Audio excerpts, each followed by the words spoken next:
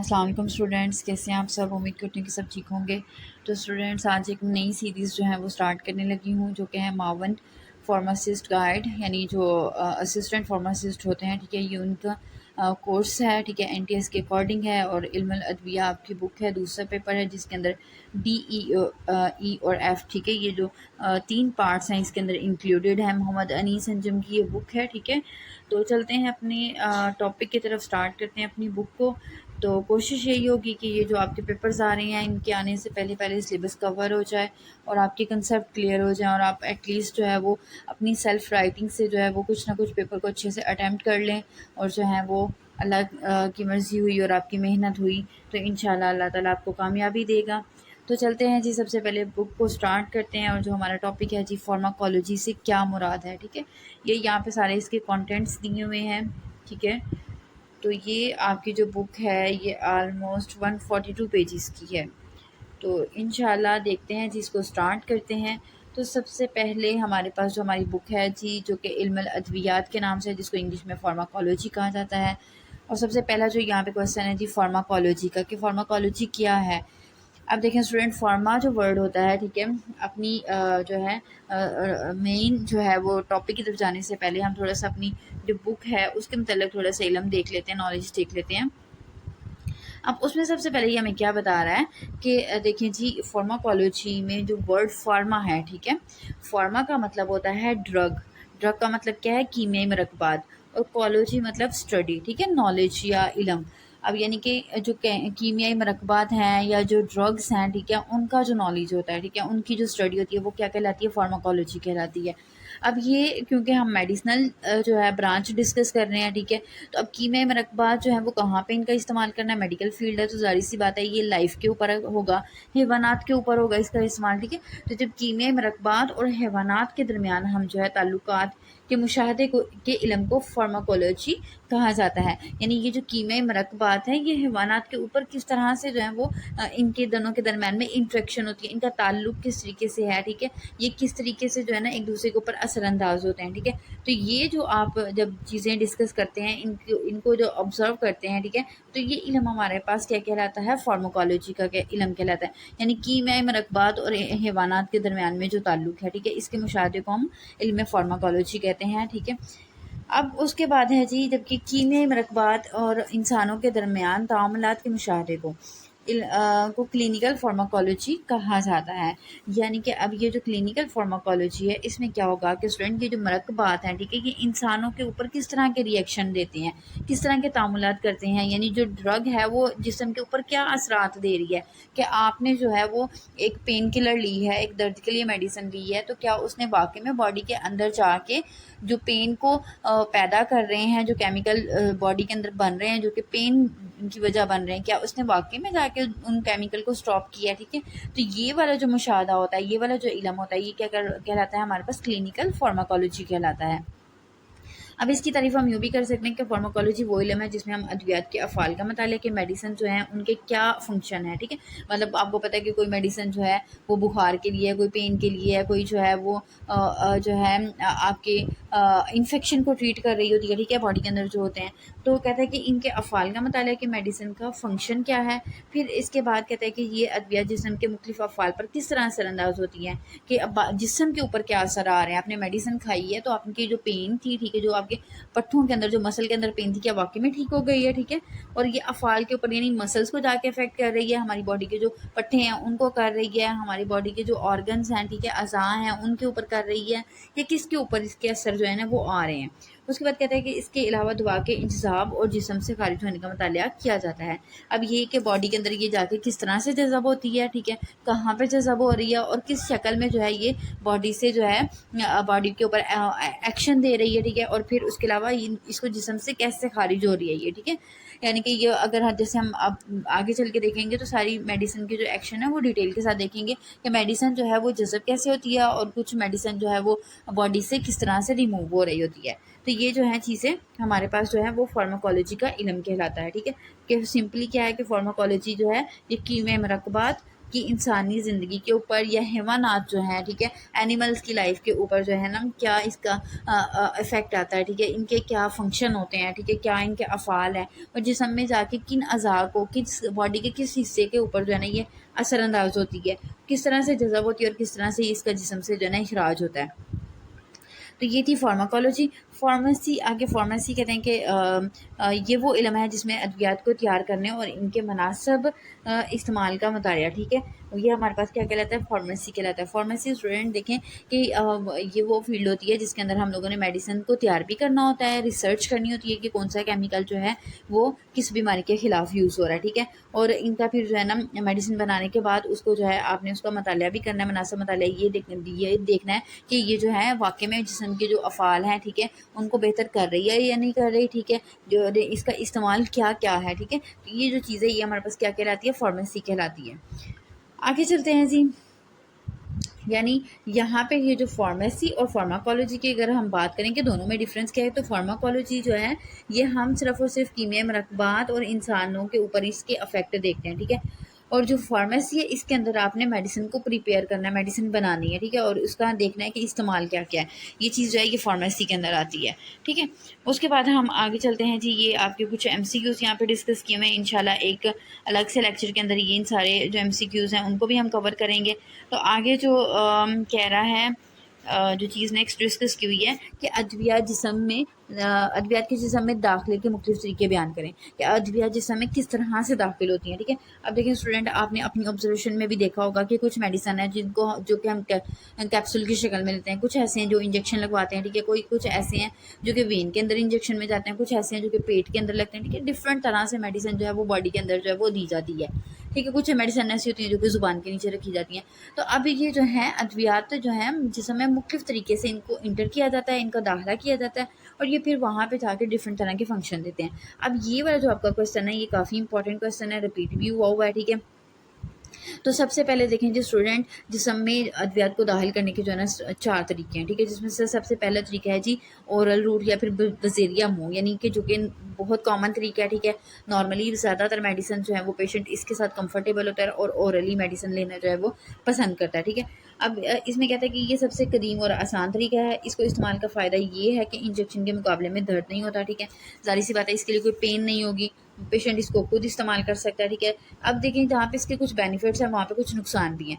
अब नुकसान क्या होता है स्टूडेंट, ये देखें कि मेडिसिन कुछ कड़वी भी होती हैं, ठीक है, और फिर जब कड़वी होती हैं और बाज़ औक़ात वो जब हम लेते हैं तो हमारा जो निज़ाम इंहज़ाम है, जो हमारा हज़म का हाज़मे का जो निज़ाम है, बाज़ औक़ात वो भी डिस्टर्ब हो जाता है और उसकी वजह से जो है ना पेशेंट क्या भी कर देता है। क्या करने की वजह से, वॉमिटिंग करने की वजह से क्या होती है कि वो मेडिसिन जो है वो बॉडी से बाहर निकल जाती है और फिर पूरी तरह से बॉडी को डोज नहीं मिलती, जज़ब नहीं होती है, ठीक है। ये नुकसान हो गया। बाज़ औक़ात ये हमारे स्टमक को भी डिस्टर्ब करती है, ठीक है। कुछ मेडिसिन ऐसी होती हैं कि निज़ाम में खलिश का सबब बनती हैं, ठीक है। हमारा जो डाइजेस्टिव सिस्टम है, ठीक है, जो खुराक को हज़म करने का निज़ाम है वो भी क्या हो जाता है, डिस्टर्ब हो जाता है, ठीक है। उसके बाद कहते हैं कि इस तरह से कुछ अद्वियात मैदे में मौजूद हाजमे के आमिल से कीमियाई अमल के नतीजे में बेकार हो जाती हैं। अब स्टूडेंट क्या होता है कि बाद का जब हम मेडिसिन अपने स्टमक में लेके जाते हैं तो स्टमक के अंदर, मैदे के अंदर जो है ना कुछ इस तरह के जो है ना आप कह लें कि जूसेस होते हैं जो कि खुराक को हजम कर रहे होते हैं, ठीक है, एसिड की शक्ल में होते हैं बाज़ औक़ात ये।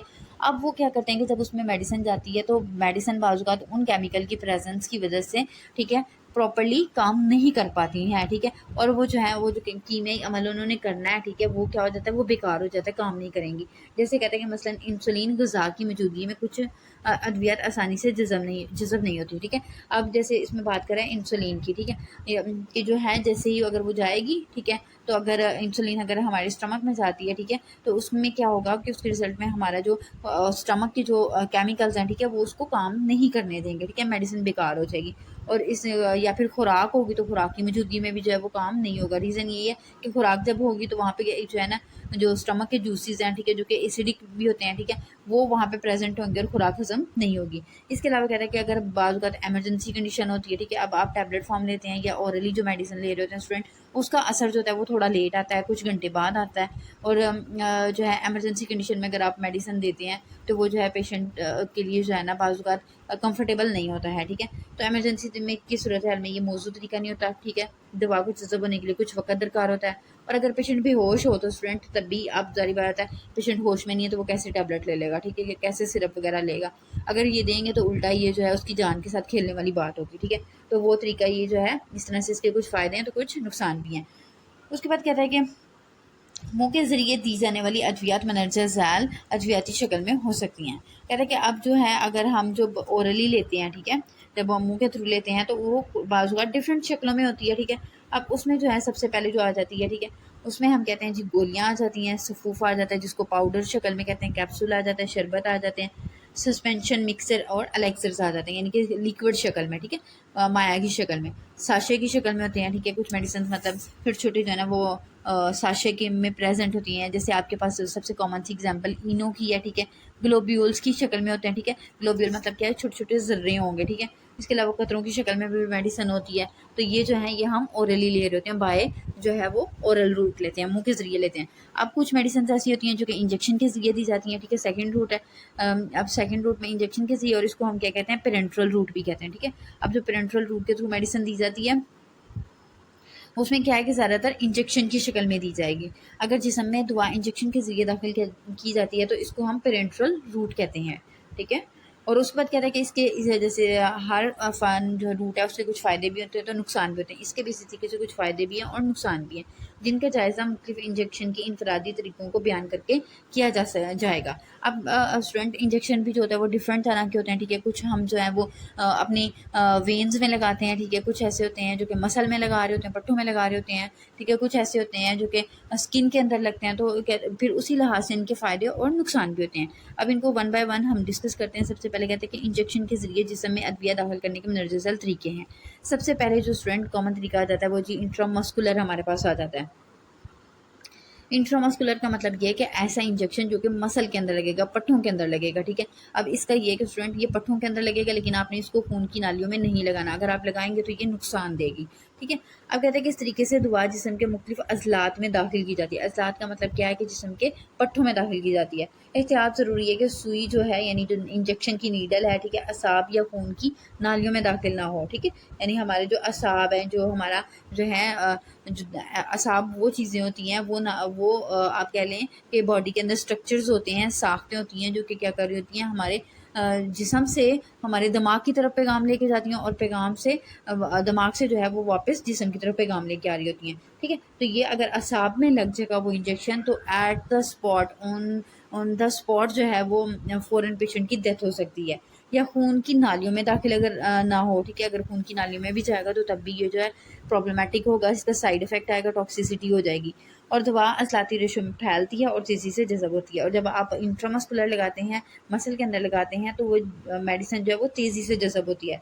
इस तरीके से अद्वियात दाखिल करने के बहुत से फ़ायदे हैं। कहते हैं कि इसका फ़ायदा भी है, फ़ायदे भी बहुत हैं, जिसमें सबसे पहले तो क्या दुआ का असर यकीनी होता है। दुआ मस्टली असर करती है। जैसे अब हम जब ओरली लेते हैं तो स्टमक में जाने की वजह से बाजू का जो है स्टमक के जो अपने केमिकल्स हैं, ठीक है, वो बाजू का जो है खुराक को या मेडिसिन को जो है वो हज़म नहीं होने देते, ठीक है, उसको काम नहीं करने देते। लेकिन इसके अंदर ये चांस नहीं होता। दुआ ने अपना असर ज़रूर दिखाना होता है और ज़ेरे जल्द दुआ देने के मुकाबले में इसमें पीप पड़ने का इम्कान कम होता है। कहते हैं कि इसमें जो है अक्सर जो है जैसे अगर हम इंजेक्शन लगाते हैं तो वो गलत हो जाता है, तो कहते हैं कि इसमें पस पड़ने का चांस जो होता है, रेशा पड़ने का चांस क्या होता है, कम हो जाता है। अगर सुई असाब या खून की नालियों में दाखिल हो जाए तो मुहलिक सूरत हाल पैदा हो सकती है। इसके अलावा इस तरीके से दवा की महदूद मकदार दी जा सकती है। अब आप देखें तो स्टूडेंट इंजेक्शन अब जो अब जो दूसरा तरीका आ जाता है स्टूडेंट उसको इंट्रावीनस कहते हैं, आईवी रूट भी कहते हैं, ठीक है। अब इंजेक्शन जो है हमारी वेन्स में लगाए जाते हैं, जो हमारी खून की नालियों में लगाए जाते हैं, ठीक है, उसको हम इंट्रावीनस कहते हैं। ये इंजेक्शन के ज़रिए दवाई जिस्म में दाखिल करने का एक मौसर तरीका है, ठीक है। और वरीद में बराह रास्त दाखिल की जा सकती है। वरीद का मतलब क्या है कि वेन के अंदर, ठीक है। हमारे स्टूडेंट हमारी बॉडी के अंदर दो तरह से खून की नालियाँ होती हैं, एक वो जिसको वरीद कहते हैं और दूसरी को शरियान कहते हैं। वरीद को इंग्लिश में वेन कहेंगे और दूसरी को आर्टरी कहते हैं, ठीक है। अब वरीद के अंदर स्टूडेंट क्या होता है कि इसके अंदर डीऑक्सीजनेटेड ब्लड होता है, यानी ऐसा खून जिसके अंदर ऑक्सीजन नहीं होती, कार्बन डाइऑक्साइड होती है, ठीक है। और जो शरियान होता है, ठीक है, शरियान के अंदर जो खून होता है वो हमारा ऑक्सीजन वाला होता है।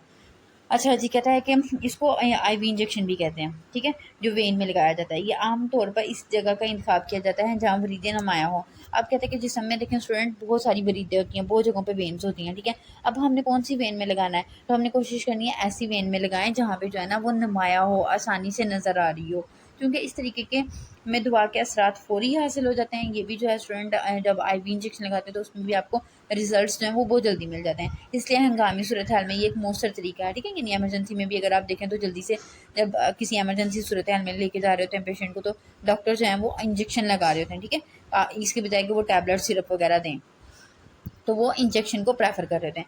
इसी तरह से इसके फ़ायदे और कुछ नुकसान भी हैं, ठीक है। अब फ़ायदे ये हैं कि दवाई के असरात जो है ना फ़ौरी हासिल हो जाते हैं, आधे घंटे में हमें जो है ना मेडिसिन के असरात मिल जाते हैं।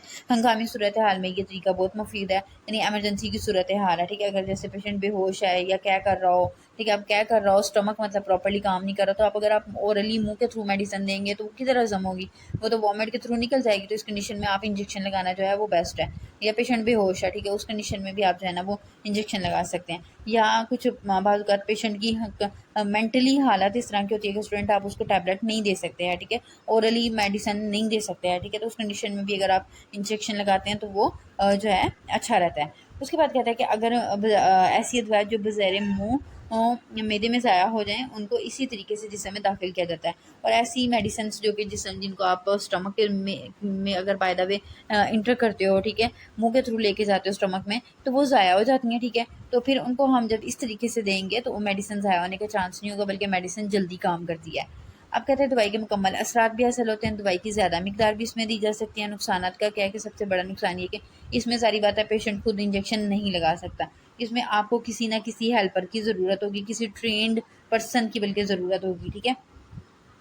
अब ट्रेंड पर्सन की ज़रूरत होगी, इसके साथ साथ जो है ना अद्वियात का स्टरलाइज होना ज़रूरी है, ठीक है। मतलब आपकी इंजेक्शन जो है नीडल आपकी स्टरलाइज हो, ठीक है, जरासीम से पाक हो। फिर उसके बाद ये कि आपको इंजेक्शन लगाने के लिए ज़रूरी है कि वो एक्सपर्ट हो, ठीक है, इंजेक्शन लगाने वाले को इंजेक्शन लगाना आता हो, ठीक है। इसके अलावा कहते हैं कि अगर दुआ जिस्म में दाखिल हो जाए तो फिर हम इसके असरात को नहीं रोक सकते, ठीक है, क्योंकि जब आपने ब्लड के अंदर इंजेक्शन लगाया तो वो फिर फ़ौरन पूरे जिस्म के अंदर फैलेगा, तो फिर आप उसको जो है वो कंट्रोल नहीं कर सकते, ठीक है, एक दफ़ा जिस्म में मेडिसिन चले गई। नेक्स्ट कह रहा है जी, अगली बात जो उसने डिस्कस यहाँ पे की है, कह रहा है कि अगर तेज़ी से दवा दाखिल की जाए, यानी अगर आपने बहुत ज़्यादा मेडिसिन दे दी है, तो उस कंडीशन में पेशेंट जो है वो शॉक में जा सकता है। शॉक में क्या होता है कि स्टूडेंट इसमें जिस्म के जितने भी सिस्टम होते हैं वो क्या हो जाते हैं, डाउन हो जाते हैं, अपना काम करना छोड़ देते हैं, ठीक है। उसके बाद कहते हैं कि चिकनाई वाली अशिया जो हैं वो भी इस तरीके से नहीं दी जा सकती, ठीक है। अब कुछ स्टूडेंट ऐसे इंजेक्शन होते हैं जो कि ऑयल की शक्ल में होते हैं, ठीक है। अब जैसे विटामिन डी का इंजेक्शन है, ठीक है, वो आप जो है वो वेन के अंदर नहीं लगा सकते, आप उसको मसल में लगा सकते हो, ठीक है। अब उसके अंदर चिकनाई होती है, इस वजह से हम इसको जो है वो ब्लड में नहीं दे सकते। कहते हैं कि आमतौर पर 20 मिलीलीटर तक इंजेक्शन इस तरीके से दिया जा सकता है, ठीक है। यानी अगर IV आप इंजेक्शन दे रहे हो तो ज़्यादा से ज़्यादा उसकी जो डोज होती है वो कितनी होती है, 20 ml की होती है। अगर इससे ज़्यादा जाएगी तो फिर आप उसको जो है ना वो ड्रिप लगानी पड़ती है, जिसको हम इन्फियन कहते हैं या फिर जो है अफजूदा कहते हैं, ठीक है। अब जैसे ग्लूकोज की ड्रिप जो होती है, ठीक है, वो इस तरीके से लगाई जाती है, फ्लैजल की ड्रिप जो होती है वो इस तरीके से लगाई जाती है। इस तरह से जो है अगर 20 ml से ज़्यादा मिकदार जाएगी तो फिर आप इंजेक्शन नहीं लगाओगे बल्कि आप ड्रिप लगाओगे, ठीक है, या इसको इन्फियन भी कहते हैं। अब जो स्टूडेंट आगे आ जाता है, ठीक है, मेथड अगला आ जाता है वो जो है जी ज़ेरे जिद्दी सबक्यूटेनियस, ठीक है, SCB कहते हैं। अक्सर प्रिस्क्रिप्शन के ऊपर भी लिखा होगा कि आपने देखा होगा कि जिस तरह के इंजेक्शन होते हैं, ठीक है, डॉक्टर स्पेशली मेंशन करता है कि ये इंजेक्शन जो है वो SC होगा, ठीक है, यानी कि सबक्यूटेनियसली दिया जाएगा। अब सबक्यूटेनियस का मतलब क्या होता है कि ये स्टूडेंट ये जो है स्किन के नीचे लगता है, ठीक है, हाइपोडर्मिक रूट होता है। डर्मिक का मतलब क्या होता है स्किन, और हाइपो मतलब नीचे, ठीक है, नीचे स्किन के नीचे लगेगा, या इसको सबक्यूटेनियस रूट भी कहते हैं, ठीक है, यानी सबक्यूटेनियस टिश्यूज़ के अंदर ये लगता होता है। ये इंजेक्शन जिल्द की निचली ढीली बाफ्तों में लगाया जाता है, यानी टिश्यूज़ के अंदर लगाया जाता है, ठीक है, और जो ढीली बाफ्तें होती हैं, ठीक है, और इसके कुछ फ़ायदे भी होते हैं और नुकसान भी होते हैं। इसमें भी दवा का असर तेज़ी से होता है क्योंकि जल्दी से जज़ब हो जाती है, असर यकीनी होता है, मतलब असर मसली होगा, दवा के ज़ाया होने का कोई भी अंदेशा नहीं होता, क्योंकि एज़ सच वहाँ पे कोई केमिकल ही नहीं है, कोई चीज़ ही नहीं जो कि मेडिसिन के असरात को ख़त्म करे। फिर उसके बाद आ जाता है जी जल्दी इंजेक्शन, ठीक है। अभी जो हमने देखा वो जिल्द के नीचे था, अब ये वाले जो इंजेक्शन है ये जिल्द में लगेंगे, ठीक है, आमतौर पर जिल्द में लगाया जाता है, ठीक है। मुख्तलिफ अद्वियात के हसासियत के टेस्ट करने के लिए ये तरीका इस्तेमाल किया जाता है। अब ये देखें स्टूडेंट कि कुछ हमारी मेडिसिन ऐसी होती हैं जिनको अगर हम लगाने से पहले, अगर आप लगा रहे हो पेशेंट को पहली दफ़ा लग रही हैं, तो आप उनको स्किन के ऊपर टेस्ट ज़रूर करते हो, ठीक है। जैसे कहता है कि पेंसिलिन का इंजेक्शन, ठीक है, ये एलर्जी वाले पेशेंट को लगाया जाता है, तो उस वक्त जो है लेकिन इसकी उस वक्त क्या किया जाता है कि थोड़ी सी डोज दी जाती है, ताकि चेक किया जाए कि वाकई में पेशेंट के लिए मसला तो नहीं है, पेशेंट को ये सूट करेगी कि नहीं करेगी। उसके बाद आ जाता है जी पेट की झिल्ली में इंजेक्शन, ठीक है। अब कुछ इंजेक्शन ऐसे होते हैं जो कि पेट की झिल्ली में लग रहे होते हैं, ठीक है। इसका इस्तेमाल मखसूस हालात में होता है और ये पेट की झिल्ली बाहरियातून में लगाया जाता है, यानी कि पेरिटोनाइटिस के अंदर लगाया जाता है, ठीक है। बाहरियातून में स्टूडेंट पेट की झिल्ली होती है। पेट की झिल्ली क्या करती है कि ये जो पेट के अंदर के जो ऑर्गन्स हैं, ठीक है, अज़ा हैं, ठीक है, उनको ये प्रोटेक्ट कर रही होती है। जैसे हमारा मैदा है, जिगर है, पित्ता है, लबलबा है, ठीक है, गुर्दे हैं, हमारी छोटी आंत, बड़ी आंत है, ठीक है। इन सब के गिर्द अल्लाह ताला ने एक कवरिंग बनाई है जिसको हम जो है पेट की झिल्ली कहते हैं, या बारियातून कहते हैं, या फिर उसको पेरिटोनाइटिस कहते हैं। और बाज़ औक़ात कुछ इंजेक्शन ऐसे होते हैं जो पेट की झिल्ली में लगाए जाते हैं, ठीक है। कुछ कंडीशंस में लगाए जाते हैं, कुछ जो है अमराज में लगाए जाते हैं। उसके बाद है जी दिल में इंजेक्शन। अगर तो स्टूडेंट पेशेंट जो है वो हार्ट पेशेंट है और उसकी जो है हालत जो है वो इंतहाई नाजुक है, मौत के करीब हो, तो दिल की हरकत को जारी करने के लिए ये वाला इंजेक्शन जो है वो बराह रास्त दिल में लगा दिया जाता है, ठीक है, ताकि जो है हार्ट जो है वो काम करना ना छोड़े और उसके अंदर जो है वो मूवमेंट होती रहे। अब उसके बाद आ जाता है जी बतीनी सुराख। बतीनी सुराख स्टूडेंट ये जो है ये हमारे दिमाग से रिलेटेड जो मेडिसिन होती हैं, ठीक है, ये उनकी बात हो रही है, ठीक है। अब यानी इसमें जो मेडिसिन है वो हमारे दिमाग के जो हिस्से हैं जिनको हम वेंट्रिकल्स कहते हैं, ठीक है, क्या कहते हैं इनको, वेंट्रिकल्स कहते हैं, तो उसके अंदर जो है ये इंजेक्शन या ये वाली मेडिसिन जो है वो लगाई जाती है। मखसूस हालत में इस्तेमाल होती है और ख़ास दबाव के आलात की मदद से दुआ दिमाग के वेंट्रिकल्स में दाखिल की जाती है, यानी कुछ आलात इसमें और भी लगते हैं और फिर इसको मेडिसिन को जो है दिमाग के जो वेंट्रिकल हैं, जो हिस्से हैं, ठीक है, उनके अंदर जो है इसको दाखिल किया जाता है। उसके बाद है जी दिल की झिल्ली में इंजेक्शन। दिल की झिल्ली में इंजेक्शन में कह रहा है कि दिल की झिल्ली में इंजेक्शन दिल की ऊपर वाली झिल्ली में ये दवा ख़ास हालात में दी जाती है। अब स्टूडेंट जो अल्लाह ताला ने दिल के इर्द गिर्द भी ना डिफरेंट तरह की झिल्लियाँ बनाई होती हैं, तीन तरह की, तीन झिल्लियाँ होती हैं, ठीक है। एक सबसे बाहर वाली होती है, एक दरमियान वाली होती है, एक उससे अंदर वाली होती है, ठीक है। इसमें स्टूडेंट हमारे पास जो है वो पेरिकार्डियम आ जाता है जो कि सबसे बाहर वाली तरफ होती है, फिर उसके बाद मायोकार्डियम आ जाता है और सबसे एंड वाली जो है वो एंडोकार्डियम आ जाती है, ठीक है। तो कहता है कि इनमें जो है जो दिल की बाहर वाली झिल्ली है, ठीक है, ऊपर वाली जिसको हम पेरिकार्डियम कहते हैं, ये इसके अंदर लगाई जाती है। उसके बाद आ जाता है जी दरूने मगज़ इंजेक्शन, यानी ऐसे इंजेक्शन जो कि आप कह लें कि हमारी जो स्पाइनल कॉर्ड है, ठीक है, जो हमारी बोन मैरो है, ठीक है, उसके अंदर लगाए जाते हैं। बोन मैरो के अंदर दरूने मगज़ का मतलब क्या है, बोन मैरो, ठीक है, उसमें लगाए जाते हैं। जब राग ना मिल रही हो तो इसके असरात आईवी की तरह होते हैं, यानी कि ये भी स्टूडेंट बहुत तेज़ी से असर करेगी। अगर इसमें डोज की जो मेडिसिन की मिकदार होती है वो भी बहुत ज़्यादा नोटिस में आपको रखनी पड़ती है और इसमें जो है इसमें असरात जो होते हैं ना वो हमें आईवी से भी आप कह लेंगे तेज़ ही मिलते हैं। उसके बाद आ जाता है जी जैसे अब हमने किसी को बेहोश करना होता है स्टूडेंट, अक्सर जो गायनी के पेशेंट होते हैं, ठीक है, उनमें क्या होता है कि पेशेंट को जब बेहोश करना होता है ऑपरेशन के दौरान, ठीक है, सी सेक्शन के दौरान, तो क्या किया जाता है कि उनके जो है वो स्पाइनल कॉर्ड के अंदर जो है, ये स्पाइनल कॉर्ड जिसको हम जो है वो मगज़ भी कहते हैं, हरा मगज़ भी कहते हैं, ठीक है, उसमें जो बोन मैरो होती है, ठीक है, उसके अंदर लगा दिया जाता है। उसके बाद आ जाता है जी शरीयान का इंजेक्शन, यानी कि खून की वो नालियाँ जिसके अंदर जो है ऑक्सीजन वाला खून होता है, उनमें भी बाज़ औक़ात जो है वो मेडिसिन को दाखिल किया जाता है। अब वो क्यों उनमें लगाया जाता है खून, क्यों इंजेक्शन लगाया जाता है, ताकि किसी टिश्यू में इसके असरात का मुतालिया देखें, यानी कि जो मेडिसिन हमने देखी है वो बॉडी के अंदर दाखिल की है, ठीक है, वो टिश्यूज़ के ऊपर किस तरह के असर डाल रही है, ठीक है। तो बाज़ औक़ात ये भी जो है कुछ इस तरह के इंजेक्शन भी होते हैं जिनको हम देख रहे होते हैं। उसके बाद आ जाता है जी फेफड़ों की झिल्ली में इंजेक्शन। अब फेफड़ों की झिल्ली में यानी कि स्टूडेंट कुछ फेफड़ों के मसाइल हैं, ठीक है, फेफड़ों की बीमारियाँ, उसमें जो है हम फिर क्या करते हैं कि फेफड़ों की जो झिल्ली होती है अल्लाह ताला ने इसके गिर्द भी एक कवरिंग बनाई हुई है, ठीक है, उसमें लगाते हैं, ठीक है। उससे क्या होता है कि जो हमारी जो हमारे फेफड़ों की जो कैविटी है, ठीक है, जोफ कहते हैं, सुराख जो होते हैं फेफड़ों के अंदर, या फेफड़ों की जो कैविटी है, ठीक है, या उसके अंदर जो आप कह लें कि एरिया है, ठीक है, उसको हम जोफ कहते हैं। तो कहते हैं कि उसमें फिर मेडिसिन को हम दाखिल करते हैं। उसके बाद आ जाता है जी जोड़ों का इंजेक्शन। जोड़ों का इंजेक्शन जो होता है स्टूडेंट, जो हमारे जॉइंट्स की बीमारियाँ होती हैं, जोड़ों की बीमारियाँ हो जाती हैं, ठीक है, उसमें जो है ना बाज़ औक़ात इंजेक्शन के थ्रू जो है जोड़ों के अंदर मेडिसिन को दाखिल किया जाता है। तो ये थे हमारे पास, ठीक है, कुछ तरीके जो कि हम इंजेक्शन की शक्ल में डिफरेंट जगहों पे लगा रहे होते हैं। उसके बाद आ जाता है जी अब बज़ेरिया जिल्द, यानी ऐसी मेडिसिन जो कि हम जिल्द के ऊपर लगाएंगे, ठीक है। जैसे इनको जो है वो लोकल या फिर टॉपिकल एप्लीकेशंस भी कहते हैं, ठीक है, टॉपिकल मेडिसिन भी कहते हैं। अब इसमें जो स्टूडेंट चीज़ें आ जाती हैं वो हैं जी हमारे पास अद्वियात को जिस्म में दाखिल करने के लिए जिल्द पर लगाया जाता है, यानी इसमें आप जिल्द पे लगाओगे और उसमें मुख्तलिफ अशकाल की मेडिसिन जो है ना वो इस्तेमाल की जाती हैं, जैसे मरहम होता है, ऑइंटमेंट, क्रीम, लोशन, स्प्रे वगैरह, ठीक है। जरासीम कश होती हैं और मस्कन अद्वियात इस तरीके से इस्तेमाल की जाती हैं, यानी कि अगर कहीं पे भी जो जरासीम की ग्रोथ हो रही है, ठीक है, तो वहाँ पे आप लगा सकते हो। कहीं पे एलर्जी है तो वहाँ पे भी लगा सकते हो, ठीक है। आप कुछ क्रीम को, स्प्रे को या ऑइंटमेंट को लगा सकते हो। मंदरजा झैल तरीके भी इस झैल में शुमार किए जाते हैं, ठीक है। अब जैसे हम लोगों ने पहले आईवी इंजेक्शन को देखा था कि इसके मुख्तलिफ तरीके हैं, इसी तरीके से जो हमारे पास टॉपिकल है, ठीक है, या फिर जो हम जो है बज़ेरिया जिल्द जो है इंजेक्शन लगा रहे होते हैं उसमें जो है भी आगे मुख्तलिफ तरीके आ जाते हैं। उसमें जो सबसे पहले कहता है कि इस तरीके में दुआ जिस्म के मुख्तलिफ जोफ में डाली जाती है, ठीक है, यानी कि जिस्म के जो अंदर कैविटीज़ हैं, ठीक है, जिस्म के अंदर जो एरियाज़ हैं, ऐसे एरियाज़ जहाँ पे सुराख हैं, ठीक है। जैसे मैदे के अंदर मतलब एक ऐसा एरिया है जो कि एक सुराख रखता है, ठीक है, एक ओपनिंग रखता है, एक कैविटी रखता है, ठीक है। इसके अलावा कहते हैं आँख में, नाक में, कान में, हलक वगैरह में जब कोई हम मेडिसिन दाखिल करते होते हैं, ठीक है, तो कहता है कि उसके बाद ये बाकी बॉडी के बाकी जो बाफ्ते हैं, टिश्यूज़ हैं, उसमें जब फैल जाती है तो इस तरीके को हम क्या कहते हैं, इन्फ्लेशन कहते हैं, ठीक है। और जिस्म के बाज़ ज़ख्मों पर दवा का छिड़काव भी किया जाता है, ठीक है, और ये मखसूस आलात की मदद से किया जाता है, ठीक है। बहुत सारे मतलब इसके अंदर जो है ना इंस्ट्रूमेंट, मेडिकल इंस्ट्रूमेंट इस्तेमाल किए जाते हैं। अब इसके अंदर डॉची आ जाता है या फिर इरीगेशन भी इसको कहते हैं, ठीक है। जैसे गायनी के में भी ये मेडिसिन जो है ना वो यूज़ की जाती हैं। बाज़ औक़ात कहता है जी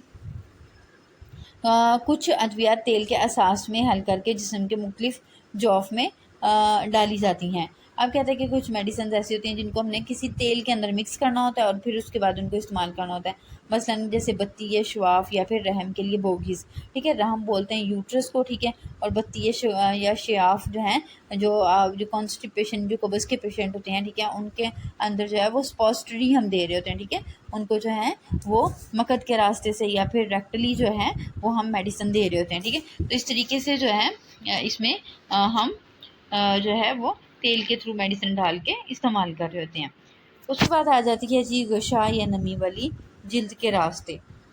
अब गशा या नमी वाली जिल्द के रास्ते का मतलब ये है कि स्टूडेंट कुछ ऐसी मेडिसिन होती है जो कि हम म्यूकस मेम्ब्रेन में दे रहे होते हैं, ठीक है। अब म्यूकस मेम्ब्रेन कहता है जी ये जो म्यूकस मेम्ब्रेन के थ्रू अब जो हम लोग मेडिसिन देंगे स्टूडेंट, इसके भी आगे फर्दर जो है वो मज़ीद रूट्स इसमें भी शामिल होते हैं, ठीक है। अब जैसे इसमें जो सबसे पहले उसने रूट बताया हुआ है जी वो सबलिंगुअल और दूसरा है जी इनहेलेशन। अब सबलिंगुअल का मतलब स्टूडेंट क्या होता है, ये ज़ुबान के नीचे, ठीक है, ज़ुबान के नीचे आपने मेडिसिन रख के देनी है पेशेंट को। अब एक और बात स्टूडेंट, यहाँ पे म्यूकस मेम्ब्रेन की थोड़ी सी अंडरस्टैंडिंग ले लें कि म्यूकस मेम्ब्रेन क्या होती है। स्टूडेंट अल्लाह ताला ने हमारे पूरे जिस्म में, ठीक है, हमारी जो पूरी जो ओरल कैविटी है, जो हमारी जो मतलब खुराक के हाजमे का जो निज़ाम है, ठीक है, इन सब के इर्द गिर्द क्या किया हुआ है, एक प्रोटेक्टिव मेम्ब्रेन बनाई हुई है, ठीक है। प्रोटेक्टिव मेम्ब्रेन ये जो पतली सी होती है, ठीक है, म्यूकस की बनी होती है। म्यूकस क्या होता है कि बेसिकली ये एक ऐसा लिक्विड होता है जो कि तेज़ाब के या तेज़ाबियत के असर को ख़त्म कर रहा होता है और ये मसल्स की जो तह होती है उसको बचा रहा होता है, ठीक है। तो कहता है कि अब अगर इसके अंदर कोई मेडिसिन हम देंगे, इसके थ्रू देंगे, तो वो मेडिसिन जो है वो बहुत जल्दी से जिस्म में जो है ना वो जज़ब होगी, ब्लड में जाएगी जल्दी से। हम कहते हैं कि इस तरीके से जो मेडिसिन दी जाती है वो सबसे पहले तो सबलिंगुअली दी जाती है। सबलिंगुअल का मतलब क्या है कि ज़ुबान के नीचे रख के दी जाती है, ठीक है। इन सूरतों में गोली को ज़ुबान के नीचे रखते हैं। दवा के इंतज़ाब का अमल मुंह में मौजूद दहन के ज़रिए अमल में आता है। अब जब सबलिंगुअली देते हैं तो स्टूडेंट ज़ुबान के नीचे रखनी है। अब जब दवा ने जज़ब होना है, जो हल होना है मेडिसिन ने, वो कहाँ पे होना होता है, वो सलाइवा के थ्रू होना होता है। दहन के मतलब, ठीक है, यानी कि लाब के थ्रू जो है ये जो है एब्जॉर्ब होगी, ठीक है, जज़ब होगी। अब जैसे कहते हैं कि एंजाइना के जो पेशेंट होते हैं, एंजाइना पेक्टोरस, जिनको दिल की दर्द होती है, ठीक है, उनको जो है इसके इलाज के लिए हम क्या करते हैं, नाइट्रोग्लाइसिन की टैबलेट देते हैं, ठीक है। और ये टैबलेट जो है ज़ुबान के नीचे रख के दी जाती है और वो जो है कुछ ही देर में जो उनकी ये पेन है रिलीव हो जाती है। उसके बाद है जी इन्हेलेशन आ जाता है। इन्हेलेशन का मतलब ये है कि ऐसी मेडिसिन जो कि हम जो है सांस के थ्रू जो है ना देंगे। ज़्यादातर ये जो है आप कह लें कि स्प्रे भी इसके अंदर आ जाते हैं, ठीक है। यानी सूंघने वाली मेडिसिन होती हैं। जैसे जो अस्थमा के पेशेंट होते हैं, दमा के जो पेशेंट होते हैं, ठीक है, वो इन्हेलर यूज़ करते हैं, आपने देखा होगा। तो वो जो इन्हेलर है वो इसी तरीके से जो है अपना जिस्म में जाके असरात को शो कर रहा होता है, अपने असरात को।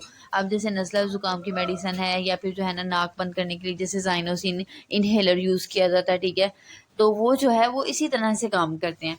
तो कहता है कि इसमें भी क्या होता है कि जो सांस की नालियों की गशा है, यानी कि सांस की नालियों के अंदर भी जो म्यूकस मेम्ब्रेन अल्लाह ताला ने बनाई हुई है, ठीक है, बहुत सी अद्विया जो कि सांस के जरिए ली जाती हैं फ़ौरन खून में जज़ब होकर मतलूबा जगह पर अपना असर दिखाती हैं। जब आप म्यूकस मेम्ब्रेन में देंगे, कोई भी मेडिसिन डालेंगे, ठीक है, वो फ़ौरन से जज़ब हो जाएगी ब्लड के अंदर, ठीक है, और फिर अपना असर जो है वो देती है। मसलन नाक बंद, जैसे अब ज़ाइनोसिन इन्हेलर पेशेंट यूज़ करते हैं तो फ़ौरन से जो है वो जो अगर नाक बंद होती है तो वो खुल जाती है, ठीक है। तो ये रैपिडली जो है ना अपनी एक्शन देती है। नज़ला ज़ुकाम के लिए भी इस्तेमाल किया जाता है। इसके अलावा कहते हैं कि बेहोशी की कैफियत में भी इस तरीके से दी जा सकती है, क्योंकि इसमें सिर्फ सूंघना होता है, ठीक है, तो पेशेंट बेहोश होगा तो आप उस तरह से भी मेडिसिन दे लेते हैं। और बाज़ औक़ात ये बेहोश करने के लिए भी इस्तेमाल की जाती हैं, इस तरीके से मेडिसिन जो है यानी कि दी जाती हैं। नेक्स्ट जो बात कह रहा है जी, वो ये कह रहा है कि बाय रेक्टल, मकद के रास्ते जो दी जाती है, ठीक है। अब रेक्टली जब हम कोई मेडिसिन देते हैं तो दवा को मकामी असर के लिए मकद के रास्ते इस्तेमाल किया जाता है, ठीक है। अब यहाँ पे जो है ना रेक्टल में हम लोग मेडिसिन देते हैं, ठीक है। अब इसमें जो है जैसे कब्ज़ की सूरत में एनीमिया दिया जाता है, ठीक है, जो जिन लोगों को कॉन्स्टिपेशन होती है, कब्ज़ होती है, ठीक है, तो उनमें जो है हम रेक्टली जो है ना वो मेडिसिन दे रहे होते हैं, ठीक है। अनीमा वही होता है, एक मेडिसिन होती है जिसको जो है आप रेक्टल में इंसर्ट करते हैं, ठीक है, और जो है जो कॉन्स्टिपेशन का इशू होता है वो रिलीव हो जाता है। अक्सर डॉक्टर्स जो है वो सर्जरी से पहले जो है पूछते होते हैं पेशेंट से कि आपको कॉन्स्टिपेशन वगैरह तो नहीं है। अगर कॉन्स्टिपेशन का इशू हो तो फिर उनको जो है ना अनीमा दिया जाता है। इसके अलावा मुख्तलिफ शयाफ इस्तेमाल की जाती हैं। शयाफ मतलब एक्सपोजिटरीज होती हैं, ठीक है, जो कि कॉन्स्टिपेशन को रिलीव करती हैं। ग्लासरीन की ये बेसिकली बनी होती हैं, ठीक है, और इनको भी रेक्टली जो है वो इंसर्ट किया जाता है कॉन्स्टिपेशन के ट्रीटमेंट के लिए। उसके बाद है जी दवा के इंतज़ाब से क्या मुराद है, ये आपका नेक्स्ट क्वेश्चन आ जाता है, ठीक है। और दवा के इंतज़ाब पर असरअंदाज होने वाले अवामिल पर नोट लिखें। दवा के इंतज़ाब का मतलब क्या है कि दवा की एब्सॉर्प्शन, दवा जो है वो किस तरह से एब्सॉर्ब होती है, और कौन से फैक्टर हैं जो कि इसके ऊपर असरअंदाज होते हैं। अब स्टूडेंट जैसे दवा ने जज़ब होना है, ठीक है, उसके लिए भी उसको एक ख़ास किस्म की जो है ना कुछ कंडीशंस चाहिए होती हैं, ठीक है। अगर उन कंडीशंस में फ़र्क आएगा तो दवा जो है वो प्रॉपर्ली एब्जॉर्ब नहीं होगी, या अगर उसको सूटेबल कंडीशंस मिलेंगी तो वो जल्दी से एब्जॉर्ब होगी और अपना एक्शन दिखाएगी। अब यहाँ पे कहता है कि दुआ का इंसाब में कि ये एक ऐसा अमल है जिसमें दुआ इस मुकाम से जहाँ इसे इस्तेमाल किया गया हो वहाँ से खून में शामिल हो जाए, और बहुत से ऐसे अवामिल जो कि दुआ के जज़ब होने पर असरअंदाज होते हैं, इनकी तफसील दरअसल दी गई है, ठीक है। अब देखें कि बेहतर तो आपने ये है कि मेडिसिन जो जब आप जिस भी वे से दे रहे हैं, ठीक है, जिस भी रूट से दे रहे हैं वो जाए बॉडी में और जो है वो ब्लड में शामिल हो जाए, ठीक है, और जो है ना जाके अपना एक्शन दे दें। अब कहते हैं कि कुछ फैक्टर्स होते हैं, कुछ असरात होते हैं, चीज़ें होती हैं जो कि असरअंदाज होती हैं, जिसमें अब है जी दवा को दाखिल करने का तरीका। रूट ऑफ एडमिनिस्ट्रेशन, सबसे पहले किसी भी दवा को जिस्म में दाखिल करने के लिए मुख्तलिफ रूट इस्तेमाल किए जाते हैं, मतलब आईवी इंजेक्शन के ज़रिए दवा का इंतज़ाम फौरी होता है, ठीक है। मतलब अगर आप ऐसे टैबलेट फॉर्म में देंगे उसके कंपैरेटिवली अगर आप आईवी इंजेक्शन देंगे तो वो फ़ौरन से जज़ब हो जाती है, ठीक है। अगर आप मतलब पेन किलर लेते हैं, टैबलेट की शक्ल में लेते हैं, तो उसका जो इफेक्ट है आपको थोड़े लेट मिलेंगे, और अगर आईवी इंजेक्शन आप लगाते हैं तो वो थोड़े से हमें उनका इफेक्ट जल्दी मिल जाते हैं। उसके बाद कहते हैं कि बामुकाबला आईएम इंजेक्शन इनकी तरतीब कुछ यूँ होती है। अब कहते हैं कि आईएम भी जब इंजेक्शन लगाएंगे तो उनकी भी जो है कुछ इफेक्ट हमारे पास जो है इस तरह से आते हैं कि अब आईएम जो है वो डिफरेंट लोकेशंस पे लग रहा होता है, ठीक है। तो अगर हम इन सब जो मेडिसिन के तरीके हैं, जो देने के मेडिसिन को इंसर्ट करने के जो तरीके हैं, इन सारे तरीकों का आपस में कंपैरिजन करें, तो कंपैरिजन करके अगर देखते हैं तो सबसे पहले तो आईवी जो है वो मतलब सबसे फास्ट है, ठीक है, असर देता है। उसके बाद इनहेलेशन का मेथड थर्ड नंबर पे जो है ना आईएम आ जाता है कि आईएम जो है वो तीसरे नंबर पे उसकी जो है ना स्पीड है असर करने की। फिर उसके बाद पेट की झिल्ली में, और फिर ज़बान के नीचे, ठीक है, ज़बान के पीछे। तो इस तरीके से जो है ना अगर जब आप मतलब इस तरतीब से मेडिसिन देते हैं तो इसी हिसाब से इनके असरात भी आते हैं, ठीक है। आईवी के सबसे ज़्यादा, फिर उससे कम इनहेलेशन के, फिर उससे कम आईएम के, फिर उससे कम पेट की झिल्ली में जो लगाई जाती है मेडिसिन, और उस ज़ुबान के जो नीचे रखी जाती है, और सबसे एंड पे आ जाता है जी मुंह के ज़रिए मसलन गोलियां, शरबत, कैप्सूल वगैरह जो दिए जाते हैं, ठीक है। बस दवा के दाखिल करने का तरीका बदल देने से इंसाब की शरह भी बदल दी जाती है, ठीक है। यानी इसका रूट ऑफ एडमिनिस्ट्रेशन अगर आप चेंज करेंगे, ठीक है, तो उसकी वजह से क्या होगा कि मेडिसिन की जो असरात करने का, जो जज़ब होने का जो प्रोसेस है, वो भी क्या हो जाएगा, चेंज हो जाएगा, ठीक है। आईवी में सबसे तेज़ी से जज़ब होगी, और जो टैबलेट या फिर ओरली जो मेडिसिन दे रहे होते हैं वो सबसे मतलब उस वो थोड़ी सी लेट जो है ना बॉडी के अंदर जज़ब होगी। उसके बाद आ जाता है जी फिजिकल स्टेट। फिजिकल स्टेट का मतलब क्या है जी, तिब्बी हालत। अद्वियात मुख्तलिफ तिब्बी हालतों में हो सकती हैं, ठीक है। मतलब मेडिसिन को जो है ना अगर हम देखें तो मुख्तलिफ शक्लों में होती है। कोई कैप्सूल होता है, कोई जो है वो सिरप की शक्ल में होता है, कोई जो है वो टैबलेट की शक्ल में होता है। तो यही बात वो यहाँ पे कह रहा है कि जो अद्वियात हैं इनकी भी अपनी जो शक्ल होती है वो 3 तरह से होती है, ठीक है। मुख्तलिफ हालतों में हो सकती है, जिसमें ठोस, माया, गैस आ जाता है, ठीक है। तो कहते हैं कि माया के मुकाबले में अगर गैस की शक्ल में कोई दी जाए, यानी स्प्रे वगैरह देते हैं, तो वो तेज़ी से जज़ब हो जाते हैं, ठीक है। जैसे इनाफजाइनोसिन वगैरह, ठीक है, इनहेलर वगैरह। और माया ठोस के मुकाबले में ज़्यादा तेज़ी से जज़ब होती है, ठीक है। और जो माया जो है यानी लिक्विड कोई जो मेडिसिन देंगे तो वो सॉलिड के कंपैरेटिवली जल्दी जो है वो हज़म होगी, ठीक है।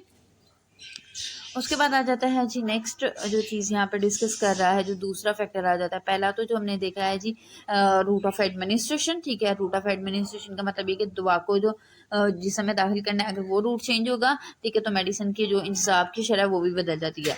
और अगर जो उसकी स्टेट है, ठीक है, मेडिसिन की किस शक्ल में आप दे रहे हैं, ठोस, माया, गैस, ठीक है, उस कंडीशन में भी। और फिर उसके बाद सॉल्युबिलिटी, ठीक है। सॉल्युबिलिटी का मतलब क्या होता है कि अब हल पसीर में कह रहा है कि मुंह के ज़रिए दी जाने वाली अद्वियात आमतौर पर गशा मेम्ब्रेन और मैदे से जज़ब होती हैं। यानी कि अगर ओरली कोई भी मेडिसिन आप देंगे ना, तो वो हमारी म्यूकस मेम्ब्रेन जो है, गशा मेम्ब्रेन और मैदे में जाके जज़ब होंगी, ठीक है। क्योंकि आप ये देखेंगे मुंह के थ्रू अल्टीमेटली मेडिसिन ने कहाँ पे जाना है, हमारे स्टमक में जाना है, हमारे मैदे में जाना है, ठीक है। या फिर ज़्यादा से ज़्यादा वो जो है गशा मेम्ब्रेन में चली जाती है, म्यूकस मेम्ब्रेन में, और वहाँ पर जाके ये जज़ब हो जाती हैं। अगर ये अद्वियात पानी में हल पसीर हैं तो इन मकामात से मुकम्मल तौर पर जज़ब हो जाती हैं। यानी अगर मेडिसिन ऐसी है कि वाटर के अंदर वो डिज़ोल्व हो जाती है, हल हो जाती है, ठीक है।